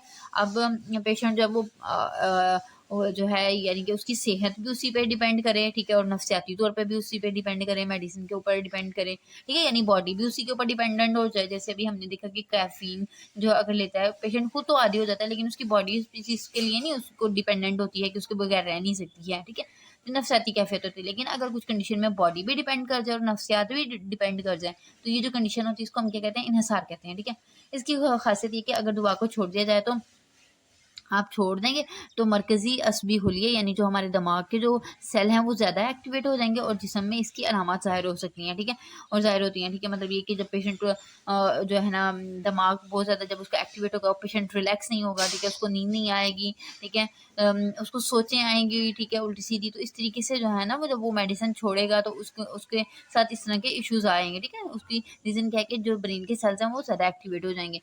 उसके बाद आ जाए जी एडिक्शन, ठीक है, या फिर दवा का आदी होना या फिर अलत या अलती। अगर किसी दवा को मुसलसल इस्तेमाल करने से मरीज़ नफ्सियाती और तिब्बी तौर पर दवा पर इन्हिसार करता है, ठीक है, और ये इन्हिसार बहुत शदीद होता है और मरीज़ में ये सोच पैदा होती है कि अगर इसने दवा को इस्तेमाल ना किया तो वो मर जाएगा। यानी कि अब वो कंडीशन आ गई है जिसमें पेशेंट नफ्सियाती तौर पर और अपनी सेहत के लिहाज से, अपनी तबीयत के लिहाज से भी डिपेंड कर रहा है मेडिसिन पे, और अगर ये सोच है कि मैं इस्तेमाल करूँगा तो मैं ना करूँगा तो मैं मर जाऊँगा। तो दवा को किसी भी कीमत पर हासिल करना वो अपना मकसद समझता हो तो इस चीज़ को हम क्या कहते हैं जी, अद्वियात का आदी होना या एडिक्शन होना, ठीक है। इन अद्वियात में मतलब कुछ ऐसी मेडिसिन हैं जो कि आपको जो है ना एडिक्टेड कर देती हैं, जिसमें मार्फिन आ जाता है, कोकीन, हेरोइन, अल्कोहल और मस्कन अद्वियात वगैरह शामिल हैं, ठीक है। तो ये जो मेडिसिन है जब आप इनका इस्तेमाल करेंगे तो ये जो है ना आपके को अपना आदी जो है ना वो बना सकती हैं। तो फिर डॉक्टर्स क्या करते हैं, इनकी जो डोज है वो फिर सेट करके एडजस्ट करके जो है ना वो पेशेंट को देते रहते हैं। उसके बाद आ जाता है जी मजमूई असर। मजमूई असर में कहते हैं कि दवा का हमारे जिस्म पर मुफीद अद्वियाती असर हासिल करने के लिए इसकी ख़ास मकदार इस्तेमाल की जाए, जो कि मुख्तलिफ अवामिल पर से मुतासिर हो सकती है। मसलन दवा का दाखिल करना और खारिज वगैरह एक दो इस वक्त मजमूई असर वाली समझी जाती हैं जब इसका अखराज सुस्त हो। अब यहाँ पे ये जो बात अब कह रहे हैं कि स्टूडेंट कि देखें जो मेडिसन है, ठीक है, उसके असरात अगर हम लेना चाहते हैं तो फिर ये कि उसके जो है ना बॉडी के अंदर मतलब जब तक पेशेंट बीमार है, कंडीशन है बीमारी वाली, उस कंडीशन में उसके जिस्म के अंदर इसकी जो दवाई की जो मिकदार है वो मौजूद रहनी चाहिए, एक नॉर्मल मिकदार, ठीक है। तो कहता है कि फिर ऐसी मेडिसन जो जिनको आप ले रहे हैं और फिर वो आपकी बॉडी से निकल रही हैं और उनका लेट इखराज हो रहा है, ठीक है, यानी बॉडी में ज़्यादा टाइम तक रह रही हैं, तो उसके असरात हमें जो है वो ज़्यादा अच्छे मिलेंगे। पेशेंट जब वो जल्दी रिकवर होगा उसके मजमूई असरात मतलब अच्छे होंगे। यानी ऐसी मेडिसिन जो कि बॉडी के अंदर जिसका स्टे लॉन्ग टाइम तक हो, ठीक है, ज़्यादा टाइम तक रहे और नॉर्मल मिकदार में रहे, ठीक है, और उसका अखराज जो है वो आहिस्ता आहिस्ता हो बॉडी से। तो इस तरह से जो हमें असरात हासिल होते हैं वो अच्छे भी होते हैं और मजमूई असरात होते हैं। उसके बाद आ जाता है जी तौब आवरी आ जाता है, टॉलरेंस जिसको कहते हैं कि बाज़ मुख्तलिफ अद्वियात का असर मरीज़ में मामूल के मुताबिक नहीं होता, यानी दवा की मामूल की मिकदार को वो गैर मामूली मुज़ाहमत दिखाते हैं और इसको तौब आवरी कहते हैं। इसकी मनर्जल इकसाम है। अब यहाँ पे वो ये कह रहा है कि स्टूडेंट नॉर्मली क्या होता है कि अगर हम पेशेंट को एक मेडिसिन एक डोज में दे रहे हैं, ठीक है, तो वो क्या करेगी कि बॉडी के ऊपर असरअंदाज नहीं होगी, ठीक है। नॉर्मल यानी कि है, यानी कि एक मेडिसिन है जिसकी जो है ना 3 मिलीग्राम डोज है, ठीक है, वो आपने दी है, वो पहले स्टार्टिंग में पेशेंट ने ली है, उसके ऊपर असर कर रही थी, लेकिन एक वक्त गुजरा के उसने असर करना छोड़ दिया, ठीक है, वो 3 मिलीग्राम से अब उसको फ़ायदा नहीं हो रहा है, ठीक है। तो कहता है कि इस चीज़ को हम क्या कहते हैं, ताब आवरी कहते हैं। अब कहते हैं इसकी मनर्जल इकसाम है, हासिल करदा ताब आवरी। अगर किसी दवा को मुसलसल इस्तेमाल करने से इसकी मामूल की खुराक बेअसर या कम हो जाती है, ठीक है, यानी कि अगर आप एक मेडिसिन मुसलसल इस्तेमाल कर रहे हैं तो फिर आप जो उसकी डोज ले रहे हैं एक वक्त आएगा कि वो जो उसकी मिकदार है वो क्या हो जाएगी, बॉडी के लिए कम हो जाएगी और मतलूबा असर हासिल करने के लिए हमें क्या करना पड़ता है कि खुराक बढ़ाना पड़ती है। मसलन अल्कोहल वगैरह, जब पेशेंट इसका एडिक्टेड होता है तो वो पहले थोड़ी मिकदार में लेता है तो उसको जो है ना उसके असरात मिलते रहते हैं, लेकिन एक वक्त ऐसा आएगा कि उसके असर जो है नहीं आएंगे, पेशेंट जो है वो फिर कोशिश करेगा कि मैं इसकी मिकदार बढ़ा लूँ। उसके ये तो है जी जानबूझ के खुद ही सब कुछ करना, जिसको कहते हैं जी हासिल करदा ताबावरी। अब है कुदरती ताबावरी, इसको कहते हैं जिन्याती ताबावरी भी कहते हैं। ये मरीज़ में मुख्तलिफ जीन्स के फ़ाल ना होने या कम फ़ाल होने की वजह से पैदा होती है। इन हालात में मनर्जल सूरत हाल पैदा हो सकती है। कहता है कि अब ये तो कुदरती जो होगी उसमें स्टूडेंट क्या होगा कि जो हमारा जेनेटिक सिस्टम होता है, जो हमारा जीन्स का सिस्टम होता है, ठीक है, उसके ऊपर जो है ना ये चीज़ें असरअंदाज होंगी। अब या तो हमारी जो जीन्स हैं, ठीक है, वो प्रॉपर्ली काम नहीं कर रही, ठीक है, या फिर वो काम कर रही हैं तो बहुत कम काम कर रही हैं कि मेडिसिन जो है पेशेंट उनके ऊपर डिपेंडेंट होना शुरू हो गया। अब कहते हैं कि इस सूरत हाल में क्या होगा कि मैदा और नाली से दुआ का जज़ब ना होना या कम जज़ब होना, ठीक है। अब जो हमारी खुराक की नाली है या फिर जो मैदा है, ठीक है, अब वहाँ से खुराक ने हज़म होना है, ठीक है। अब हमारी जो जीन्स हैं वो ही नहीं अलाउ कर रही मैदे को कि वो खुराक को हज़म करें, ठीक है। उसको जज़ब करें, तो उस कंडीशन में भी ज़ाहिर-सी बात है कि आपको डोज़ बढ़ानी पड़ेगी। उसके बाद है जी दुआ जल्दी तहलील हो जाना, ठीक है? दुआ मतलब बॉडी में गई है, मेडिसिन गई है और वो जो है वो मतलब बिल्कुल शॉर्ट टाइम में ही जो है वो तहलील हो गई है, ठीक है? सारी की सारी जो है ना वो बॉडी के अंदर ही उसने अपना इंतज़ाब शो कर दिया, जज़ब हो गई है, ठीक है? और बॉडी बॉडी से इखराज भी हो गया है, ठीक है? बॉडी के अंदर ज़्यादा लंबे टाइम तक वो नहीं रही है, ठीक है? तो उस कंडीशन में भी फिर आपको जो है ना मेडिसिन की डोज़ बढ़ानी पड़ती है, आप ताबावरी की तरफ चले जाते हैं। इसके बाद कहता है कि जिस्म के मखसूस खुलियों का दवा पर रद्द अमल ज़ाहिर ना करना या कम करना, ठीक है? मतलब ये कि अब आपने मेडिसिन तो ले ली है, लेकिन आपके बॉडी के सेल्स ही जो हैं, ठीक है, वो उस चीज़ को एक्सेप्ट नहीं कर रहे, ठीक है? मेडिसिन को नहीं रिसीव कर रहे हैं। अब जैसे इंसुलिन डायबिटीज़ के पेशेंट होते हैं, ठीक है? अब वो जब इंसुलिन उनकी बॉडी के अंदर बन भी रही होती है या फिर बाज़ औक़ात आप जब बाहर से भी दे रहे होते हैं, लेकिन फिर भी इसके बावजूद शुगर कंट्रोल नहीं होती। उसकी रीज़न क्या होती है कि जो इंसुलिन को एक्सेप्ट करने वाले जो रिसेप्टर होते हैं, सेल होते हैं, ठीक है? वो उनको वो जो है वो अपना काम ही नहीं करते, ठीक है? वो मेडिसिन को, इंसुलिन को ही नहीं लेते हैं, जिसकी वज़ह से जो है ना सेल के अंदर और ब्लड के अंदर शुगर का लेवल जो है वो डिस्टर्ब रहता है, ठीक है? तो इस तरीके से कहता है कि जो खुलिये होते हैं, ठीक है? उनके ऊपर दवा का असर नहीं होगा, वो दवा को जो है ना वो रिसीव ही नहीं करेंगे। तो जिसकी वज़ह से फिर पेशेंट क्या करेगा कि मज़ीद दवा की डोज़ को बढ़ाएगा डॉक्टर, ताकि जो है ना जिस्म के अंदर जाके इसका जो है वो असर हो। और दवा का इखराज मुनासिब ना होना, ठीक है? कि दवा जो है वो प्रॉपर्ली बॉडी से इखराज नहीं हो रहा, कि आपने ली है सारी की सारी जो है वो निकल गई है, कम टाइम में ज़्यादा टाइम में मतलब जो है वो उसका इखराज हो रहा है, ज़्यादातर निकल रही है बॉडी से, ठीक है? तो इन सारी कंडीशन में आपको जो है डोज़ बढ़ानी पड़ती है और उसके ऊपर डिपेंड करना पड़ता है, ठीक है? तो ये जो है कंडीशन हमारे पास क्या कहलाती है जी, कुदरती ताबावरी कहलाती है, ठीक है? तो कुदरती ताबावरी में एक बात हमेशा याद रखिएगा कि इसके अंदर जो जेनेटिक सिस्टम है, जो हमारी जीन्स हैं, ठीक है? वो बेसिकली हमारे बॉडी के सेल्स जो हैं, वो रिस्पॉन्ड नहीं कर रहे होते हैं, ठीक है? मेडिसिन तो होती है लेकिन हमारी बॉडी रिस्पॉन्ड नहीं कर रही होती है। तो इस कंडीशन में फिर हम मेडिसिन के असर को बढ़ाते हैं, मिकदार को बढ़ाते हैं। उसके बाद आ जाता है जी टैकीफाइलैक्सिस आ जाता है, ठीक है? इसका मतलब ये है कि किसी दवा का तेज़ी से ताबावरी पैदा करना, ठीक है? मतलब ये कि आप किसी मेडिसिन को, कुछ मेडिसिन्स ऐसी होती हैं जिनके इफ़ेक्ट इतने तेज़ होते हैं कि आप उनके ऊपर डिपेंडेंट होना शुरू हो जाते हैं, ताबावरी पैदा करती हैं। आपकी मतलब ये आपके अंदर शिद्दत पैदा करेंगी कि आप इसकी डोज़ मज़ीद बढ़ाओ, ठीक है? मसलन एफ़ेड्रिन को मुसलसल इस्तेमाल करने से ये कैफ़ियत पैदा हो सकती है, ठीक है? यानी जो एडिक्टिव ड्रग्स होती हैं, जिनके ऊपर आप एडिक्शन में जा सकते हैं। उसके बाद है जी ड्रग एलर्जी। बाज़ मरीज़ किसी मखसूस दवा से एलर्जी की कैफ़ियत महसूस करते हैं, जैसे पेनिसिलिन से कुछ लोगों को एलर्जी होती है और ये गैर मामूली रद्द-ए-अमल मोरसी या जिनयाती में होता है। यानी कि ये कहता है कि जो ड्रग से एलर्जी होती है, यानी किसी एक स्पेसिफ़िक केमिकल से जो है ना एलर्जी हो जाती है पेशेंट को, तो कहते हैं ये भी जेनेटिकली होता है, मतलब हमारे जीन्स के अंदर है कि वो इस चीज़ को एक्सेप्ट नहीं करती हैं, ठीक है? जैसे कि कहते हैं कि पेनिसिलिन से जो है ना कुछ लोगों को ये एलर्जी हो जाती है। तो उस कंडीशन में क्या होता है कि जब भी पेनिसिलिन लगाते हैं तो वो उसका जो है एक दफ़ा पहले टेस्ट किया जाता है, ठीक है? आपकी स्किन में जो है ना सबक्यूटेनियसली उसको लगाया जाता है और चेक किया जाता है कि कोई रैशेज़ तो नहीं आ रही, कोई स्वेलिंग तो नहीं आ रही बॉडी के ऊपर, ठीक है? कोई फ़ीवर वगैरह तो नहीं हो रहा। तो फिर ये चेक किया जाता है पहले, ठीक है? तो उसके बाद इस कंडीशन को हम क्या कहते हैं? ड्रग एलर्जी, यानी ऐसी मेडिसिन जो कि बॉडी के अंदर जाके कोई भी एलर्जी पैदा कर दे। और ये किस वजह से होती है? हमारे जेनेटिक सिस्टम की वजह से होती है। उसके बाद है जी दवा की मुद्दत असर पज़ीरी, एज ऑफ ड्रग। कह रहा है अब दुआ की मुद्दत असर पज़ीरी की में कहता है कि दुआ की मुद्दत असर पज़ीरी महदूद होती है और वक़्त गुजरने के बाद या तो उसकी शरह जो असर पज़ीरी है कम हो जाती है या फिर ख़त्म हो जाती है और बाज़ औक़ात वो ज़हरीली हो जाती है। यानी कि कहता है कि अगर मेडिसिन आपने ली है, ठीक है, उसके जो असर करने का जो टाइम होता है वो महदूद होता है, ठीक है। वक़्त जब गुज़र जाता है, ठीक है, कुछ टाइम गुज़र जाता है तो वो जो उसकी इफ़ेक्ट्स हैं वो क्या होते हैं, कम होना शुरू हो जाते हैं या फिर ख़त्म हो जाते हैं। लेकिन अगर वो कुछ मेडिसिन ऐसी भी होती हैं कि वो अगर ज़्यादा टाइम तक बॉडी में रहेंगी तो वो फिर ज़हरीली फॉर्म में कन्वर्ट हो जाती हैं, ठीक है? जैसे क्लोरोफॉर्म है, ठीक है? क्लोरोफॉर्म अगर आप लिमिटेड डोज़ के अंदर लेते हो और ठीक है और कुछ वो जो है शॉर्ट टाइम के अंदर जो है ना वो क्या होगा कि अपना असर दिखाएँगी और उसका असर उसके बाद जो है ना इनका असर कम हो जाएगा। लेकिन आप मज़ीद इसको लोगे, लंबे टाइम तक लोगे, ठीक है? इसकी दुआ मुद्दत को बढ़ाओगे तो वो फिर क्या हो जाएगी जी, ज़हरीली हो जाती है, ठीक है? जैसे कि क्लोरोफॉर्म, यानी कि नॉर्मली लोग इसको बेहोश करने के लिए इस्तेमाल करते हैं। लेकिन अगर आप मज़ीद कुछ टाइम के बाद मतलब इसका असर क्या होगा, ख़त्म हो जाएगा। लेकिन मज़ीद आप डोज़ बढ़ा के दोगे, ठीक है? अभी मतलब इसका जो है वो असर पज़ीरी का वक़्त जो है वो पूरा भी नहीं हुआ, लेकिन आपने उससे पहले इसको डोज़ दे दिया है, तो उस कंडीशन में पेशेंट डेथ की तरफ जा सकता है, ठीक है? ये थे स्टूडेंट आज के हमारे कुछ टॉपिक। इंशाल्लाह दुआ के असर करने के तरीके बयान करेंगे। इंशाल्लाह नेक्स्ट टॉपिक में देखते हैं, नेक्स्ट लेक्चर में देखते हैं। और उम्मीद करती हूँ कि आपको टॉपिक की समझ लगी होगी। आपके 2-3 क्वेश्चंस कवर करने की कोशिश मैंने की है। आपका कोई भी सवाल हो आप मेरे से जो है कमेंट सेक्शन में पूछ सकते हैं। ठीक है जी, अपनी दुआ में याद रखिएगा और अपना रिस्पॉन्स ज़रूर शो कीजिएगा, क्योंकि मेरी कोशिश है कि मैं आपके लिए मेहनत कर रही हूँ और जो है वो कम टाइम में आपका सिलेबस कवर करवा दूँ। और अगर कोई भी आप राय देना चाहते हैं तो जो है उसको मस्टली दीजिएगा। ठीक है जी, अल्लाह हाफ़िज़।